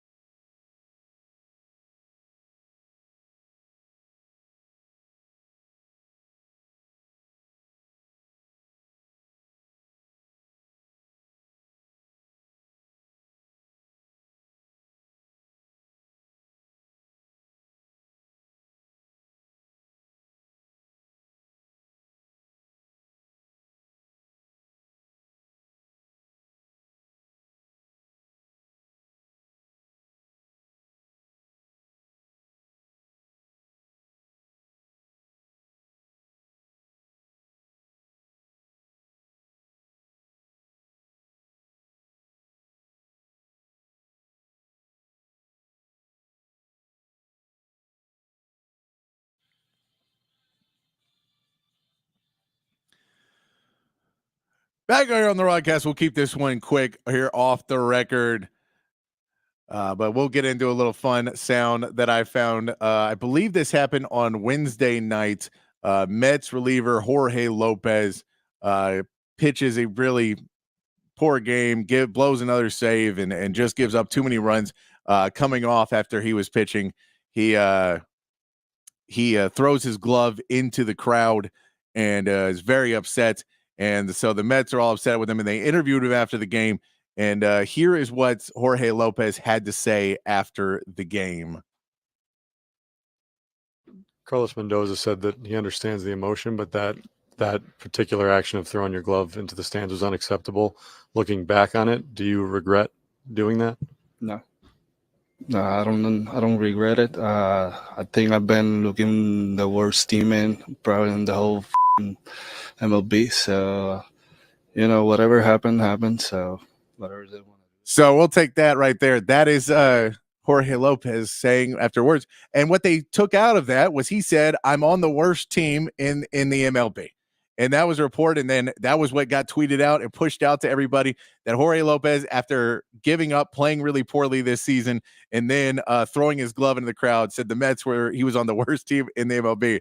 Jorge Lopez responded to that the next day after he was demoted and sent down to the minor leagues and everything else. He goes, "Hey guys, I was having the worst time of my life, and you took what I said and misused it. I said I'm the worst teammate in the league right now." If you listen to that again, he says, Yeah. he says, No, I don't regret it. I think I've been looking the worst team probably in the whole MLB. So that is, if you realize that he's saying, according to him, so either he says, "I'm the worst teammate in the whole effing MLB," or he has the best PR spin man in the history of PR. They went, no, I think we can spin this and say you were the worst teammates and you won't get us in much trouble. No, I definitely heard. So one of my best friends who I live with, he's a huge Mets fan. He literally watches every game. It's the problem. He does have a problem. He says it makes him depressed, but he loves the sadness, and eventually they'll be good. I'm not kidding when I say he watches every single Mets game. So he's a very sad person, but he showed me this clip right after the game. So obviously I saw all over social media. And he was under the impression that he said, "I'm on the worst team too." Yes, that was what was reported. And so when he brought it to me that way, that's all I heard. But then when, obviously it came out the next day, team, you can hear him. I don't think they should be pulling quotes from someone who doesn't speak the best English. Maybe he should talk to the Hispanic media after that, maybe clarified a little bit. Yeah. But I think he would have probably been designated for assignment either he way. Probably would have been, but that is a massively different statement. But it comes, and so my friend, my roommate, he said that, Jorge Lopez is probably one of the best relievers they had. He's consistently playing probably twice a series, coming in the sixth inning. One of those guys that just gets you through that middle of the game and stretch. Then started having a bad stretch. So I also, he got a bad call from the umpire. He had just got a home run hit off him by Shohei. It's I understand the frustration.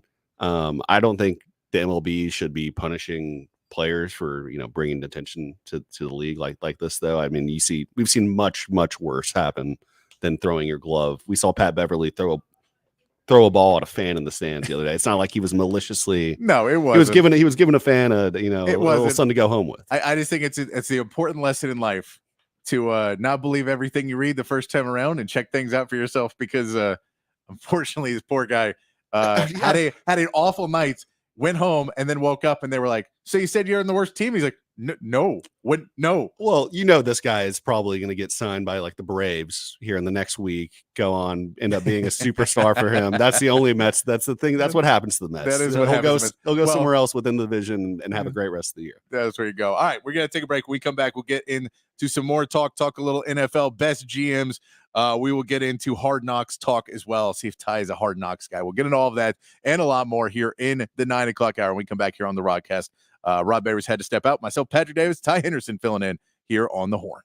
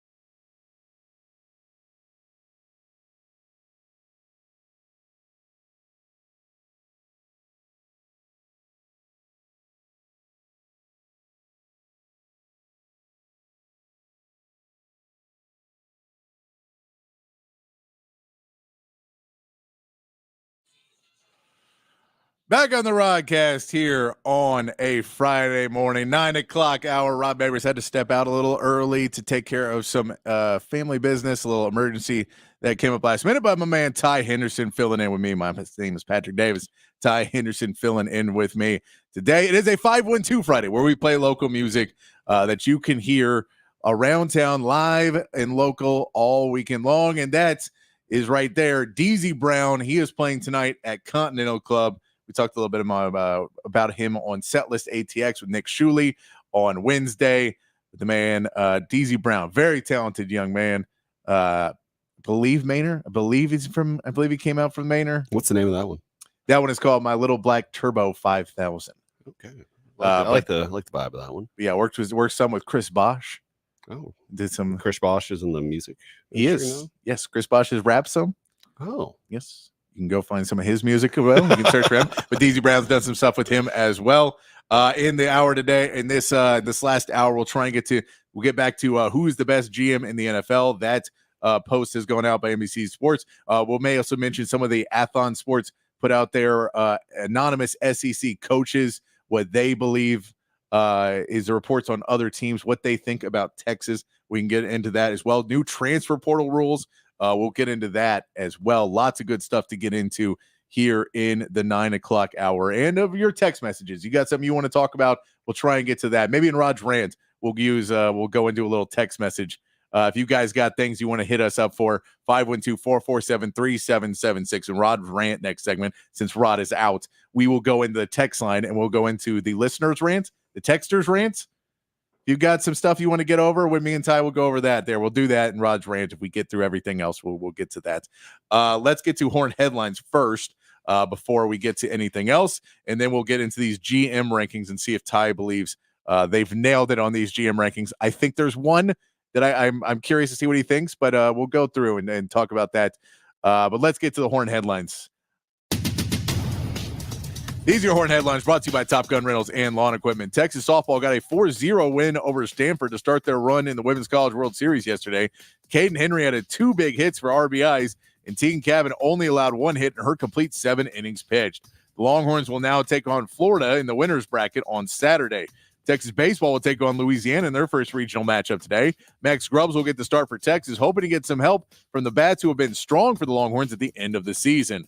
In the NBA, the Mavericks took an early lead against the Timberwolves and never looked back, winning 124-103 and advancing to the NBA Finals. Luka Doncic and Kyrie Irving both had 36 points as the Mavs punched their ticket to the Finals for the first time since 2011.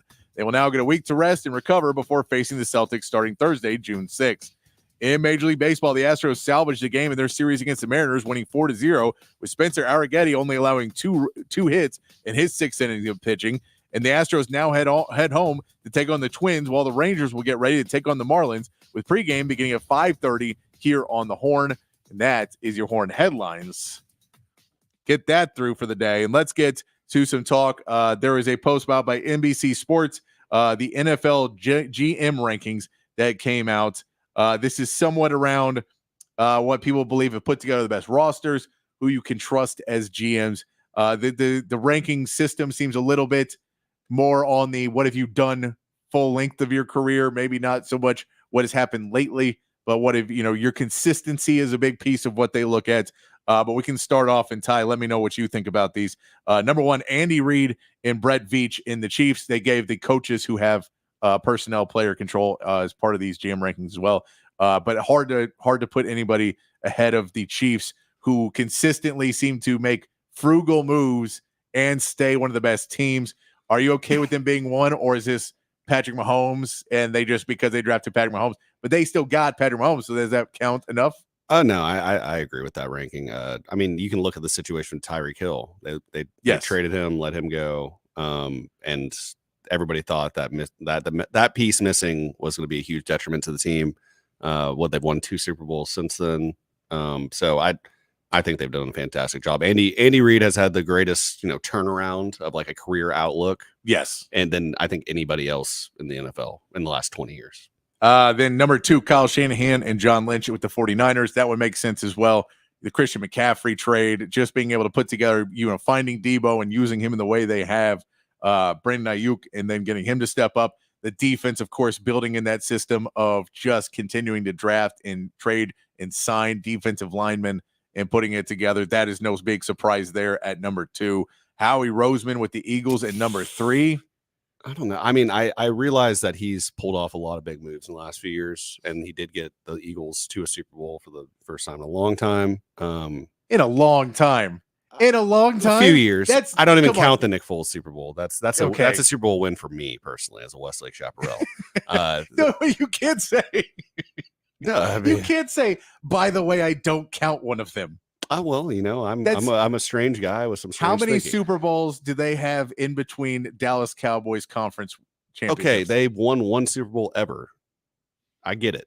Okay, I'm I already told you just during the saying. break. That as soon as I denounce my teams and say they can't win, they win. So I've already denounced the Cowboys Just before the saying, year started. they continue to go back. I think Howie Roseman is he's very active. I give Howie Roseman a ton of credit for what he does there. I think a lot of Howie Roseman moves that he's made in the past few years are going to be judged in 3 years when those numbers really balloon, and he has no cap space to work with. But he's done this for like 10 years now. I get it. He's not. So what about that collapse last year? I don't think you I get he has a collapse, but he consistently rebuilds this roster and rebuilds it and does not ever let it get. They're never in the bottom basement, and they continue to get better and have those runs. Now he does. I think it's bigger than the balloon contracts is that he's losing some Hall of Famers on the line, on the O&D line. Jason Kelsey's gone, and Fletcher Cox is gone on the other side of the ball. I know Jerry Jones and Stephen Jones are going to be Will McClay are going to be probably pretty low on this list, but I'd argue that draft wise. Definitely not free agency, but player development and draft wise, the Cowboys have been much player much development's better. not part of GM,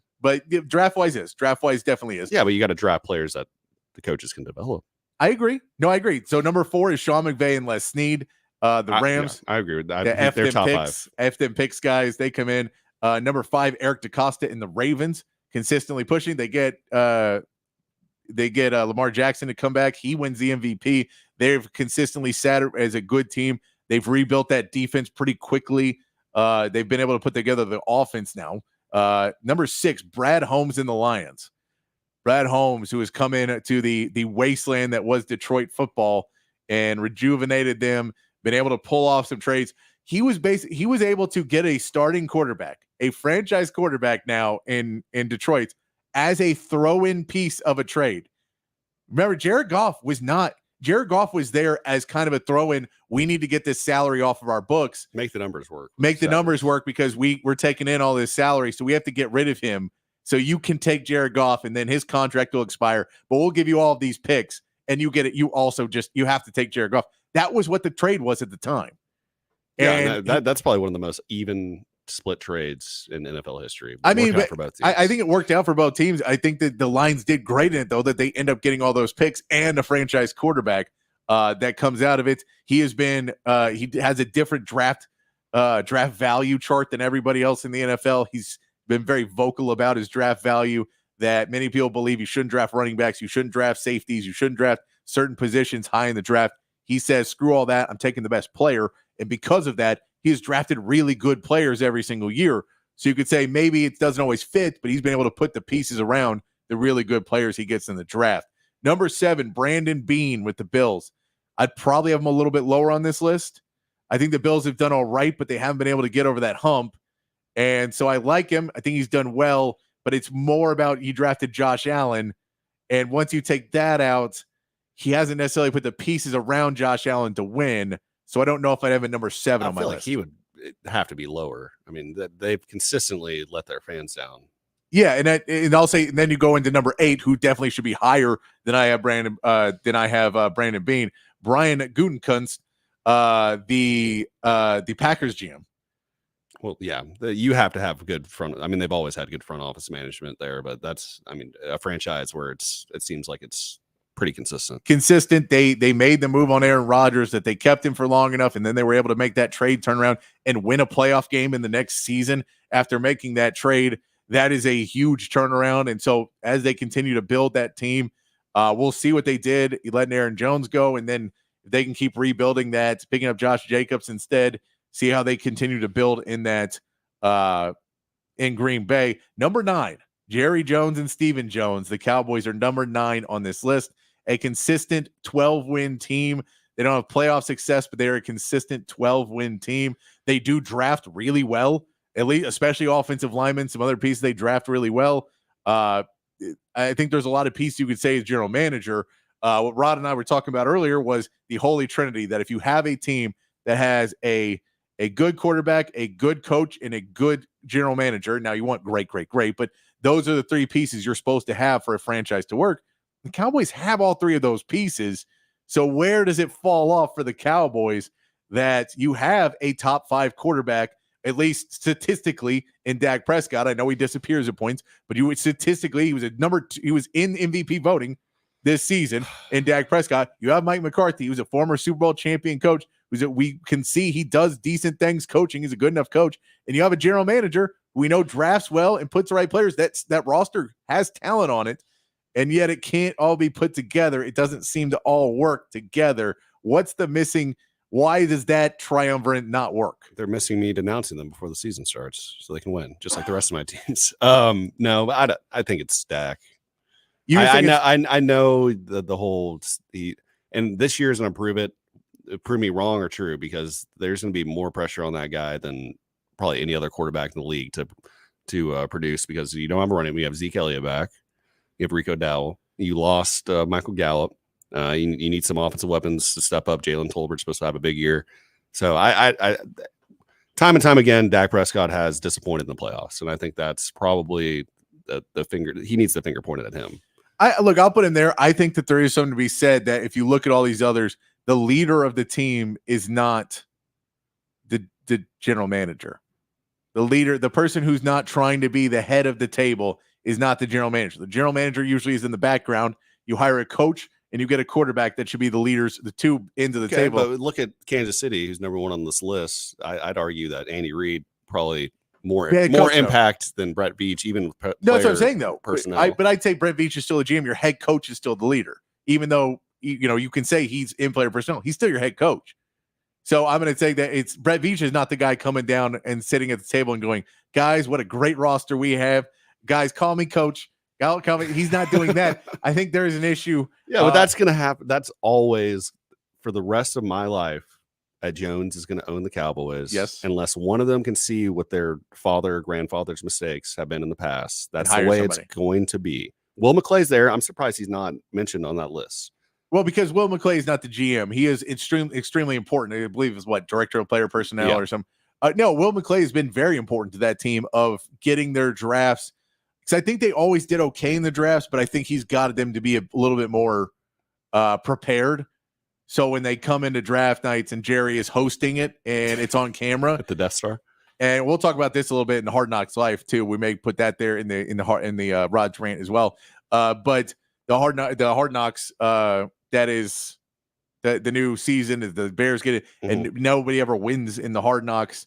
But it's partly about being on camera and how you change when you're on camera, and that's Jerry when they get in the draft room and everybody's on camera, but you see certain teams that are kind of, they're still handling their business and they push cameras back. And Jerry, you can tell the way it's set up, there's no one sitting in front of Jerry Jones in the camera. It is a clear shot of him at the head of the table. Mike's right next to him.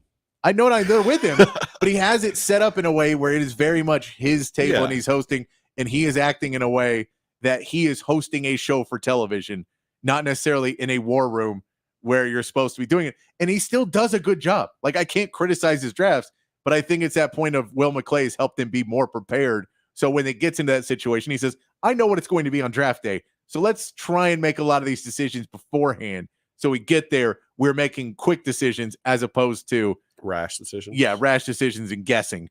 Number 10 on that list, John Schneider rounds it out, the GM for the Seahawks. I mean, you have to give him credit for keeping them as a relevant team. We'll see what they do now that Pete Carroll has stepped down, how much he was a part of all of that as well. Going down, we have to go all the way down to 16 to get to Nick Caserio and the Texans. That was my next question. I would think he would be a little bit higher for what he did. I believe he's getting handicapped for the years they were really bad. Yeah. So they're saying that was prove not it. You got to that prove was it this yeah, year. and it was not a they have that was all part of the plan. It was all part of the plan to get to there. I think that they're saying it was more of he got lucky and it worked out that he ended up and got CJ Stroud and Will Anderson. I think the trade to get both of them was great. what he's put together this offseason has been really good. I would put him a little bit higher on this list personally, but I'm also a Texans fan, so that's maybe homerism. I wouldn't put him top 10. He'd probably just be outside of it, but I put him a little bit higher than 16. I think he's done a really good job of getting some guys around. I know it also depends on what your viewpoint is on that O-line, that some people believe that it wasn't just the O-line was injured, that they're really bad. Other people believe that the O-line can be good, and they just were really hurt last year. I think that's going to be a big piece going this year. You still got the best left tackle in the league in Larry Tunsil. That's what I'm saying. You still have a really good Laramie Tunsil. Titus Howard is a question mark. Do people believe in that? Shaq Mason, who actually played a lot last season, was decent. You drafted 2 centers last season. If one of those guys can step up and improve this season and become a solid starter for you at center, but they had so many injuries last year, you just really weren't able to put it together. And then there's one more player who I'm not thinking of right now, who they also drafted. Who's the Texas A&M guard? What's his name? I can't remember. He was hurt last year. Yeah, he was hurt last year, and I just can't remember off the top of my head because it's 9:30, and I've said too many names already. Already fallen out of my head. I do want to get to one topic real quick before we go. Can we see who's last on that list? Oh, let's look who's very last on the list. Who's your guess of who would be last? I would probably say the Cardinals. Wow, this is not who I would have thought, but I can believe why they're there. It's not the Cardinals. If we go down bottom 5, I don't even see the Cardinals there. Oh no, these are new hires, so they're not ranked. Okay, never mind. Those are new hires. The last one that's actually ranked is 27th. They're not counting the new hires. Is Trent Baalke from the Jaguars, which I'm okay with. I'm okay with. He is that is a general manager that wants the fans all wore clown makeup and dressed as clowns to go to the game to mock Trent Baalke to try and get him fired. It did not matter. Monty Ossenfort, the GM for the Cardinals, is 25th. George Patton for the Broncos, 26th.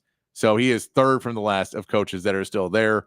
But yes, they did not count the new general managers. So the Chargers, Panthers, Commanders, and Raiders and Patriots are all not ranked into that because they all have new general managers. So that will give you that. But no, interesting point there. I like that. Let's get to one topic real quick before we go to break. Text line, we're going to talk to you guys. If you got anything to say, 512-447-3776. Send those texts in. We'll get to them there in the next segment. And we'll talk a little bit about Hard Knocks too and where that is going. That was announced yesterday. But I do want to mention the transfer portal. There was a court case that was just settled as the NCAA is trying to settle things and get a little stability as they are going in to the summer of, they're wrapping up this year and starting to get ready for the next semester. We know that they've agreed to go into players being able to do revenue sharing. That is a huge, huge story that has happened. But now the NCAA has basically decided to kill all of their transfer portal rules. They have killed all of their rules about the transfer portals and how many times you can transfer. And if there's a time to sit out, if you transfer, all of those have now been nuked. Because of lawsuits that they've had to deal with. They have settled those by saying that interesting, another piece of the article, which I don't know how many players it would really affect, but they've also said that certain players that were forced to sit out a season due to the transfer portal rules of how they used to be, that those transfer portals, now those kids will get another year of eligibility because it was wrong that they had to sit out that year. So that is part of what the settlement will be as well. But transfer portal rules, it will change it more. And it feels like it's now leading more and more where the NCAA says, okay, we understand we can't, all the ways that we used to run things have to go away so we can build a new system, because the old system, as long as we do anything in that, any changes, anything is now retroactively, we're having lawsuits for it. So we have to find a new way to do everything. I think with revenue sharing and with some with NIL as well, you are going to see the world of contracts come into football. You will see the world of contracts, and you will see a new signing day that will be unlike anything you've ever seen. And I don't know how many years this will take, but I think you will get to a world in signing day where you will say, well, they got a 5-star, but they got him on a 1-year deal. And they got this wide receiver. He's really great, but they got him on a 1-year deal. And, oh, you got this quarterback. Is he great? Oh, they signed him for 3 years. 3-year deal on that quarterback. Oh my goodness. What a get for this team. I think you will start to see more and more teams trying to find ways to, and the NCAA find ways to cut down on the transfer portal other than just believing that the players won't transfer understanding that they have to have some sort of regulation about it. And the only way you can do that is names in writing. And eventually that will get broken through too.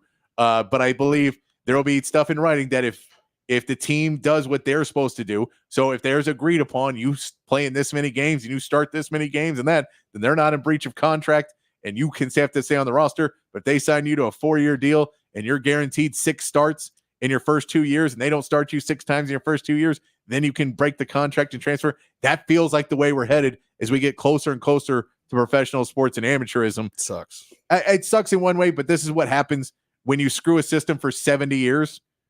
Eventually it's going to come back to bite you, and that's what it is. And I think we're getting closer and closer to that world, and how they kind of figure it out from here is big. But the transfer portal now, no longer no restrictions on it. Basically, you still have the dates that you can be in the transfer portal, but you can transfer 4 or 5 times now if you want to. You could already do that essentially. Look at JT Daniels. Yeah, and I mean, like Christian Bishop I can't think the other center that played for Texas that transferred out. There was a center that went to West Virginia, and then Trey Johnson or Trey something. Can't remember his name. I'm telling you, it's 9:30 on a Friday. I'm a lot of names right now. A lot of names. But all of that to go through that you could have already done it, but there was certain cases that they were still trying to enforce it on, especially cases where it was, smaller schools. They were trying to protect smaller schools sometimes. So if you're transferring above or around majors, around Power 5 schools, they didn't mind it as much. But if you were coming up from smaller schools, they would try and fight that at points because they were trying to protect the smaller schools, and they're trying to protect the bigger schools poaching on smaller schools. So that would happen more if you had transferred once. If you had transferred within the group of 5 and then you try to transfer to Power 5, that would be the ones you'd see get stopped a few more times. But there was a Tez case for North Carolina last year where he was not allowed to play to start the season. And basically Mac Brown wrote him a letter that's like, this is BS. 90% of people have transferred more than once now. And you're holding this guy who didn't even play for the one school. It was during COVID. And so he went to another school because he wasn't going to get to play because they were shutting down programs. And now you're going to hold that against him. And they finally agreed to it. But yeah, it's another step in the NCAA and another step towards getting to more of free agency in the transfer portal and free agency and signing out of recruiting. It is going to be a new wild world in college sports. And I mean, it seems like it's coming sooner rather than later. But at what point does the academic part of it come into play? Because I mean, I went to a few different schools and I had to retake so many credit hours. Like, what they're not trying to graduate. But these guys that are what is it? 90 whatever % of the guys don't make the NFL or play pro sports. I get that. But a lot of the reality is you can't say just because we're giving you school, we can't give you all this. I agree with you. I think you should. I'm not saying they shouldn't be able to transfer, but no, I agree. And so I agree. It just confuses me on how that process works with because schools. I mean, I went to 3 different schools in Texas. Yeah, and half my stuff didn't transfer. No, and so I think a lot of students in this are taking classes that are basically just the core classes and taking stuff that you have to take, or they're taking classes and they don't really care if they transfer or not.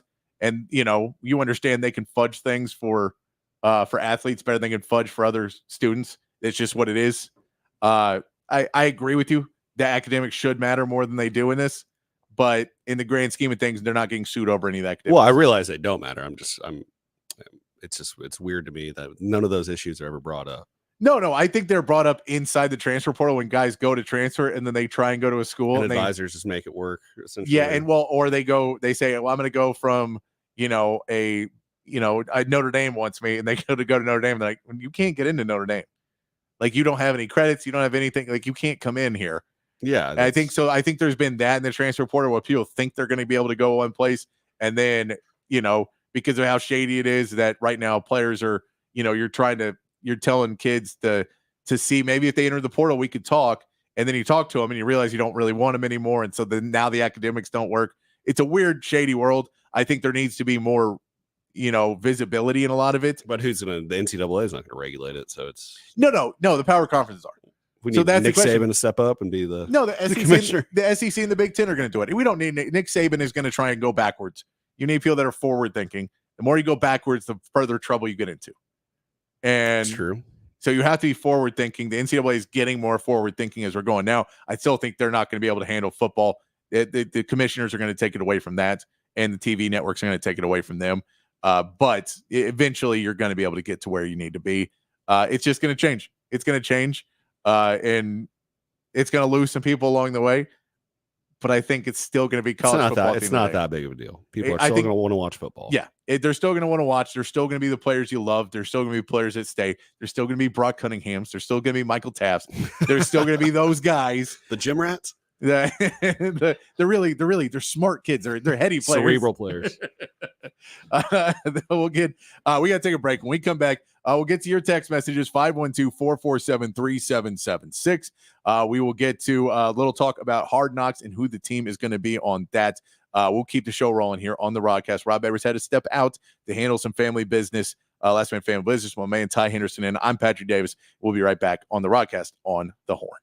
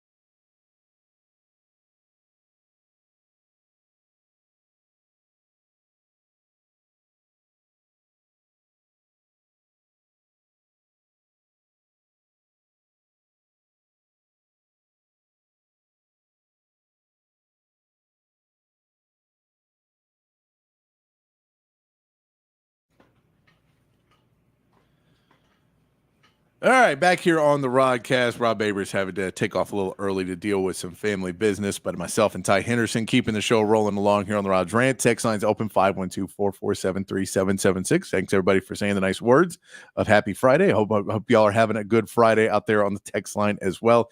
My man Chan who asks, where shall RT find another big? That's the problem. There's not a lot out there, and you kind of look around, and most people are kind of already where they want to be, and there's still a few names that are out there, but we haven't heard who's tied to Texas yet because Texas was in the JT Toppins market for a while, so they pulled themselves out of consideration for some others. Going to have to go back in and find another one somewhere in there, but that's kind of the problem. Chan is there was a lot of eggs in that basket, and it feels like it was not done. So Texas Tech's trying to screw us one last time on the way out of the Big 12, trying to get us one more time. I want to hit this Athlon sports story real quick before we get to the Hard Knocks, and I'll get with Ty's opinion on Hard Knocks and why I'm not a huge fan of it and why I don't believe that they should do it all the time. And I know that's an unpopular opinion, but I'll get into that in just a minute. But I do want to get into this Athlon sports. They basically they've done this a bunch of times before where they ask a bunch of anonymous SEC coaches about the other teams, what they think they're going to be doing, how they're built, all of those pieces, just what they need to get done. But Texas is now in that. So Texas is now in the SEC. So we're getting some talk about Texas as well. So we'll just go over real quick over what the coaches said about Texas. We can go over the other stuff. It'll be on the podcast page as well. Rod went over a bunch of it earlier today. But for Texas, we get the quote. I think there's a tendency to look at the league expansion from a viewpoint of new programs having to acclimate to the league, but this might be the other way around. You can't compare Texas or OU to those A&M and Mizzou programs that came in. So somebody's saying basically, I don't think there's going to be much of a change for them. I think that, there isn't a process where they have to get to it. Now, OU, there is some stuff where I was reading that they were talking about OU does not necessarily have the offensive line and defensive line, but especially offensive line that they need to have right now to compete in the SEC. That could come back to bite them. But that's one. Another quote, they're going to pair the Bama receiver transfer, Isaiah Bond, with the other 5 stars and probably won't miss much at that position. If you're looking for a weak spot, maybe it's the fact that you have the most famous quarterback in history, Arch Manning, as a backup. But that's a problem any staff would take. And finally, they instantly compare to the top programs in the league in terms of depth and talent and could definitely win the conference and be headed back to the playoff. So some high praise from the anonymous SEC coaches. It's nice. We'll see how long that praise lasts. I know from what we've known about the Big 12 and how the Big 12 has spoken about Texas and most of their programs, the normal response is they have the most and they do the least with it, and all these other cheap shots they try and take at Texas. That does not seem to be the case of the SEC coming in. I think it's a little bit more confidence in the SEC programs than maybe the Big 12 did to compete financially, to compete off the field as well as on the field. But some good quotes there from the Athlon story about what people think about the SEC. We've just heard a lot of stories about the SEC welcoming Texas in, and a lot of people looking at them as this is a really, really good addition. Everybody except for the Aggies. Well, right. Yeah, except for the Aggies. Even Mike Elko, I've seen recent press conferences, had some nice things to say about Texas, more and being more disparaging of his own program, being like, we're not where they are right now, but we're going to get there, but they won't. But it seems like, I wonder what these coaches would say on the record about Texas. That's true. I think a lot of them on the record would say nice things as well, but they'd be less, pointed. It'd be the thing of with not saying exactly what the issue is, but they're a good program. They win games, they play hard. One of the worst thing they can say about their biggest issue right now is having Arch Manning as the backup. I think that's a pretty good sign for Texas. Yes, exactly. If you're saying one of your biggest problems is your backup's too good. Yeah, which we know from recent history, in the last 10 years, I think every single year a backup quarterback has to start at least one game. So I mean, yes. Don't be worried about Arch Manning having to play. No, you assume, and we don't want him to. We don't want him to play, and hopefully he'll be, sit there and be ready for next season. No, but it's good to see that going to the SEC. So far, the reception has been pretty nice. I know that they're throwing a big party here in Austin, June 30th, I believe, is the party, the Welcome to the SEC party, with Greg Sankey's going to be in town. They're going to get a big band to play, and then it'll be the first time you can buy all the SEC merch. But they're doing a big part. It's Texas just like Please, Texas fans, don't chant SEC. Oh, they're definitely going to chant SEC. I can't. Like, come on. They're definitely. We do not need to be like the Aggies. We are bigger. We love ourselves. I mean, I'm sure we'll love our conference, but we don't need to be one of those programs that's sitting at home at the end of the year rooting for our conference companions to win. I think you need to hate the teams around you. Oh, see, I'm different. I'm all for rooting for the conference when you're out. I mean, I tend to root for Big 12. I do that in college basketball, but Yeah. you can't tell me like if Texas Tech was in the national championship, you'd root for Texas Tech. Oh, that's hard. That's hard. But if Oklahoma State, They're not rooting for us when we're in the championship. But I try to not compare myself to people from Lubbock. That's true. I did go to school there for 2 months, and I realized this place was not for me. I've worked shows there. That was enough for me. Let's get into a little talk about Hard Knocks as well. The Bears have been selected as the team to go into Hard Knocks. This is the first time that the number 1 overall pick has been a piece of Hard Knocks. It would have been probably more interesting if Justin Fields was there, just to see them try and get around if that they didn't want him to be there and they still have him. But I saw the video of them of the Bears war room in the draft when Michael Penix went to Atlanta. What? I didn't see this. What was And the reaction? the video is basically them going, "Oh, we thought someone was like going to trade up and try and get Romeo Odunze before we get him. They really wanted Odunze." And they see him take a quarterback. They go, "We just got him for free," and they're just celebrating that they did not have to trade up or do anything to get the to get the wide receiver that they wanted. Funny video, but it's going to be interesting to see them on Hard Knocks. Now, Hard Knocks has historically not been the best sign for a franchise. Now, partially because to be on Hard Knocks, you usually have to be a lower franchise anyway. So, you're not normally going to be a great team coming off of Hard Knocks. The Bears have a lot of other issues they got to get through. They have a lot of young players on that team.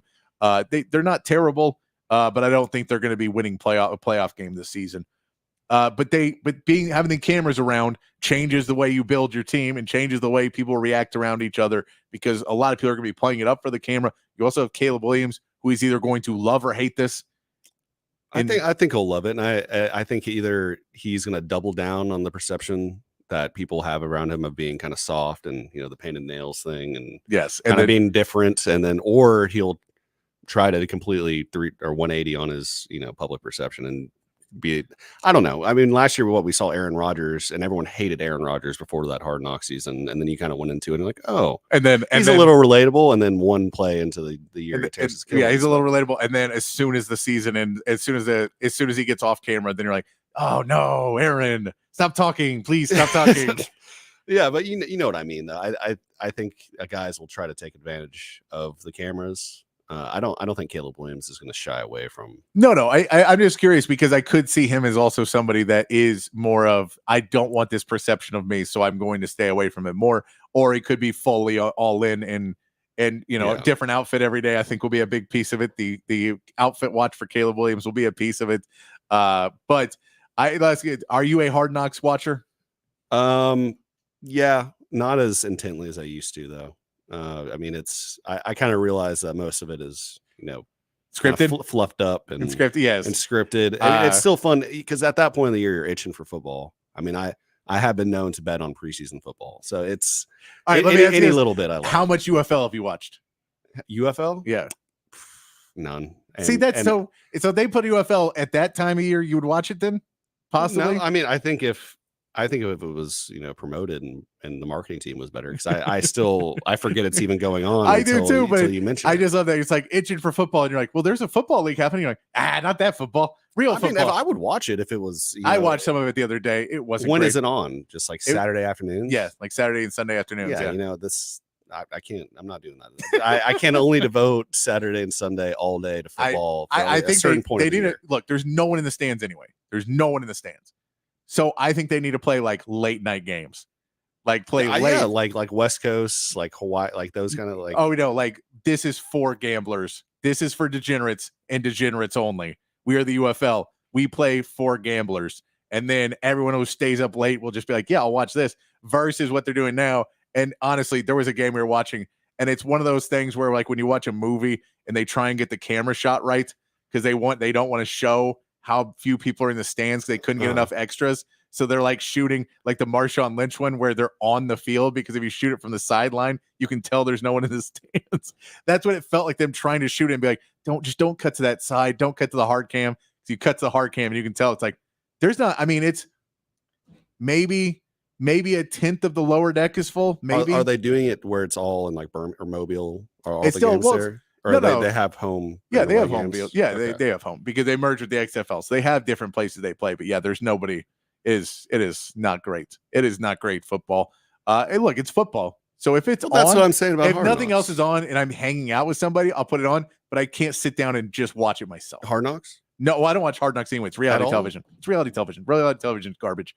It's just awful stuff. Yeah, sometimes the awful's good though. No, because I don't want to watch people who can't write and can't act pretending to write and act. It's awesome. It I drives love me nuts. cringe. Cringe is fun. I don't like cringe, and I don't like people that can't do the thing they're doing trying to do it. It annoys me to no end. Just give me writers and give me actors. You will get a few every year in Hard Knocks. There's at least one person that's genuine. That's like everyone hops on. Like, what was the year the Cleveland Browns O-line coach? When he said and here's the deal. All those clips will be online, and we'll play them during Who Said That. That's fair. That's fair. That's what we'll do. It's also on late at night too. Yes. Speaking of that, it's on streaming now. Everything's streaming. Yeah, but you're a day behind. Who cares? I'm streaming. I'm day behind on everything now because I wake up at 4 a.m. every morning. Speaking of Who Said That, let's get to Who Said That. Wrap up the show here on the Rodcast. Myself, Patrick Davis, Ty Henderson sitting in for Rod Babers here in the last half of the show. We'll be right back here on the Horn.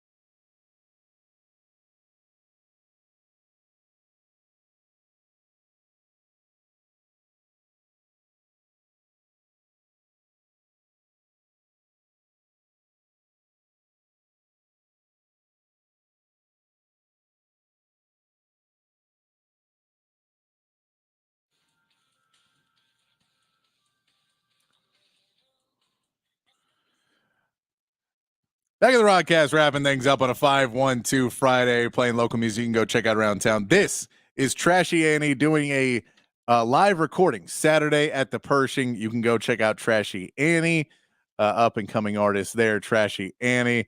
Let's get over to, because we're up against it on time, just like we always are. Let's get to Who Said That, where we'll play a clip of audio and you guys can guess who said that. It's incredible. He was always very honest, which I can always appreciate. Yeah. He was always extremely honest with me. If I called him and I'm like, Nico, I want a signature shoe. Nico's response probably would be, Dre, I love you. You can't sell a signature shoe. Like always just honest. He felt a silent assassin. He's like, silent assassin, right? That is Draymond Green and Mark Cuban talking about Mavs now GM Nico Harrison, used to work for Nike, but talking about why Nico Harrison's so awesome is because he is very, very honest. But that is Draymond talking about the good things of the Mavericks GM. You know, it's always nice when Draymond says nice things. And we were talking about Jason Kidd and how he's made Kyrie work with that, symbiotic relationship, that respect. I think part of that is having Nico Harrison there too, because they had a relationship before Kyrie was traded to the Mavericks. He was one of the big proponents of that. Very, very true. All right, I want to thank everybody for joining us today on the show. Love having you guys. Remember, download that app. Listen on, tune in, listen wherever you get it from. We've been working on it. You can't find us, keep texting in. We'll make sure we get you on there. We're going digital starting tomorrow. Remember that. So we'll be off the airwaves, but back still going on Monday morning. You can hear the Rodcast. Thank you to Ty Henderson for joining in. Rod Babers, as always, as the leader of this ship. We'll be back on Monday on digital, online, hornfm.com for all the details on that. But until Monday, be safe, be kind, keep your underwear clean. We'll see you right back here Monday morning on the Horn.